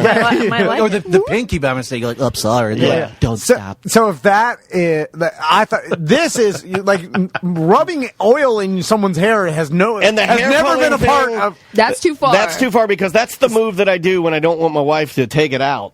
You know, and just let me Like, finish stay in there. on the- yeah. And I'm just like, stay on there. There is a scalp massage though. Like you can Yes. sign up for a Yes, scalp but massage. that I don't wasn't think it. they use oil though. They shouldn't. I'm pretty sure they don't. I'm looking at the list of massages that this place has to see if that maybe there was a specific massage. But no, that- we that signed up does for the about- couples Oh, no, massage. but I meant like maybe. Yeah, on maybe the it's a phone- different because there's Yeah. Swedish, there's deep tissue, Yeah, and there's nothing about like hot rocks. Because I'm trying to think that maybe that he was confused about like because the oil in the hair thing doesn't make any. You sense. wanna give him But the benefit of the doubt. shoulder, like popping the shoulders out and the legs. That sounds like something that like a special kind of massage. Sports medicine or something. There's nothing really. That's there's, a medical more. This is supposed to be relaxing. Everybody yeah. knows a regular massage, and this is a bizarre. But you know what sucks about massage is I've never had any. there's a None type- of them have ever been consistent for me. They're No. all different. I want there to be some sort of standardization of massage where when I get done with one, I know I'm like, yep, that was You know what? Right. You good gotta- massage. I get my massages at my chiropractor now. Yeah. Always That's- They're good? consistent, So, you know- always good, and like And they I take target, insurance, right? I target, Yeah. not mine anymore. Well, some of them do. Yeah. You got that? But yes, Obama? they do take insurance. I got the. Obama. No, I didn't. I Oh, didn't. I thought you had it. No, it was too expensive. Oh yeah. I went private. Well, that's why I support Trump. Cheap, and I no. The Thai massage it says here is when they use a floor mat and the therapist uses his hands, knees, and legs and feet that moves you around in postures, and it's like yoga without the work. That's the closest I can find to anything like you had, and that's involving a mat on the floor. So yeah, there's nothing on here. That's some bizarre He just shit. didn't know what he was doing. Yeah, why don't you call? Making it up. I mean, like I would. At the very Just be least, like, you're going to get "Hey, your money back. This happened to me. I just want to let you know. Yeah. It was awkward, you know. And just say like, I'm and in I discussed therapy it with now. other people, and they all thought it was weird too. Yeah. But you know what? And that's your excuse for. You said, look, Like, because I waited because it happened Friday. I figured I'd wait, give it the weekend, but it's important for me to let you know. I agree with Here's what you're going to have. Maybe he needs some more training. I have a unique sense that I can sense awkward situations Oh, coming. here we go. You're gonna send them an email, and they're gonna be like, "Oh yeah, no problem. We'll give you a new massage. Can you let me? Who was the person that did this?" And then you're gonna be like, "He was a younger guy," and they're like, "We have a lot of young people who work here," and you're like, "Well, I don't remember his name." And then you start describing well, I think other. if I give them the appointment time I had, they'd be able to figure it out. I know, but at one point you're gonna have to say he was black. And then they're gonna be, oh, and then it's gonna be awkward, like for whatever You're reason. the most awkward person. But why? Why is It's it only awkward? awkward for you. Yeah, it's not awkward for you. You have to. And first of all, if you do it in Nah, person, super it's awkward. not. It's not awkward. If you show up to the place and be like, "Hey, I need to talk to someone," Yeah. because this is an important matter. gotta show up crying, But if you too. say like, Never if mention you dress, describe fake like blood on what did he look like a black guy about 5'10", if you break it out and be like, he was working here and. black. That's uncomfortable. If you That's what not you would normal, do. like 5'10" black just dude. describe him. Yeah, because I think we all know that his race had nothing to do with the massage. It just so happens that that's what he looks like. Yeah, I know. Also, I understand God, your point. You But, should not be a masseuse with calloused hands. Put some gloves on. Yeah, No, put those you big can't, no. Mickey Mouse gloves on. You like Disney. Look, it would be better than what I got. 4-finger gloves. And if you wear those gloves, you can't slip one in the old puss. It's too big. Oh, my God. I'm going to call. Maybe it's a masseuse here. Oh, God. Hello? Hello? Hello, it's me. Hello? It's me, you. Hey, guys. Hey, what's shaking? The voice sound familiar at all? Is this Cactus Steve? Yes, it is. Yeah. Cactus Steve, you're too active right now. Too many Facebook posts, reaching out too much. You are. You're too active. Your liver's gone crazy. You need to sprinkle some chill-out powder I on got it. 5 days off and I'm drinking, so it's fine. Yeah, I can tell. Well, when you have liver failure, you should not be drinking.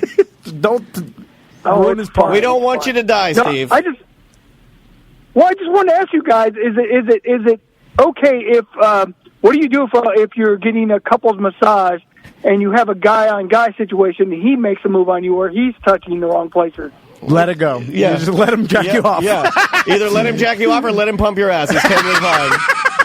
But if you push him away, that's gay. Yeah, you never complain and you never not do it. You got to go all the way through it. Yeah. And if he drops one in your mouth, you swallow it. Every time. Yeah. No question. I'm just saying because we got a package deal when we went to Vegas and it came with a massage and she got a hot ass female and I got a male and he was actively touching my inner thighs and luckily I was drunk but I didn't know how to feel about it. Well, you were getting a boner and it made you rethink your entire life. Sexuality. Yeah, I mean the future of your life flashed before your eyes. You see yourself in parades, you got bubble guns, you're riding on a float. Yeah. That means you're gay, Steve. Yeah. For sure. You're probably gay. Oh, come on. At least your failing liver's gay. No, he's evil. been That's saying very it. evil to say. All Your over liver is Facebook, gay. he's talking about. He's like, my liver's failing. I get sick. I shouldn't be drinking. And then like, I've got 5 days off. I'm drinking.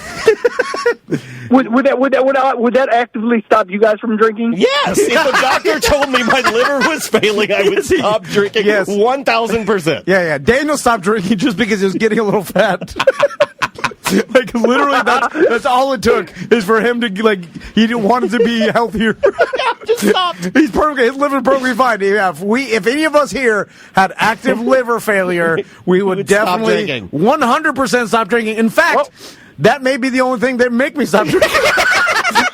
Literally, I'm joking. The fear of that is making me stop slowing down. Steve, I'm joking, but we do care about you, and you probably should not be drinking. I mean, it's not my place to tell you that. I do love you guys. Hey, I only do it like once a month now. I'm actually really putting off of it. I would love to get legal if it's just marijuana once a month, I'm sure my it's fine. doctor won't give it to me. Can I make an observation? Hey, my skin isn't yellow. My eyes aren't yellow, so. Then you're good. Drink up. Wow. Yeah, black. But I think you should be a doctor. That's right before you die. When your skin turns, don't let it get skin's yellow. Got to stop now. Now it's real. Yeah, it's too late. It's now, Steve. Why don't you try some medical marijuana or He something? just said his doctor won't give it to him. Well, you need to go. Don't go to your doctor. Go to one of the medical marijuana doctors and tell them that you're having liver failure, and they'll probably give it to you. Yeah. Dude, I asked the BDMs. I was like, "Where the hell do you guys get this shit that you guys get it all the time and talk about it frequently?" Are you? I can't get it. I haven't tried it in Vegas. It's all over the internet, man. I was in DeLand the other day, and I saw one attached to the gas station. Go to it's Doc MJ. There you go. Yeah. What's True Leave? Well, their they're just a dispensary. They're not. But I'm sure they could point you to. Somebody on the BDM page did post a link to where it tells you all the doctors that do it. So search very on there easy. again. It's very easy. I want you to be healthy, and I don't want Tracy you to... just put DJRM.com. So look that up. DJRM. Go on this DJRM. It's DJRM. Yeah, go He'll there. hook you up. It'll hook you up. All you got to do is break both your arms and legs and some greasy hair. I love you guys. Hello, Crystal. My Crystal says hello to your Crystal and all the stuff. All you guys have a good day. Thank you, Steve. Hopefully see you guys soon. All right, brother. Be good.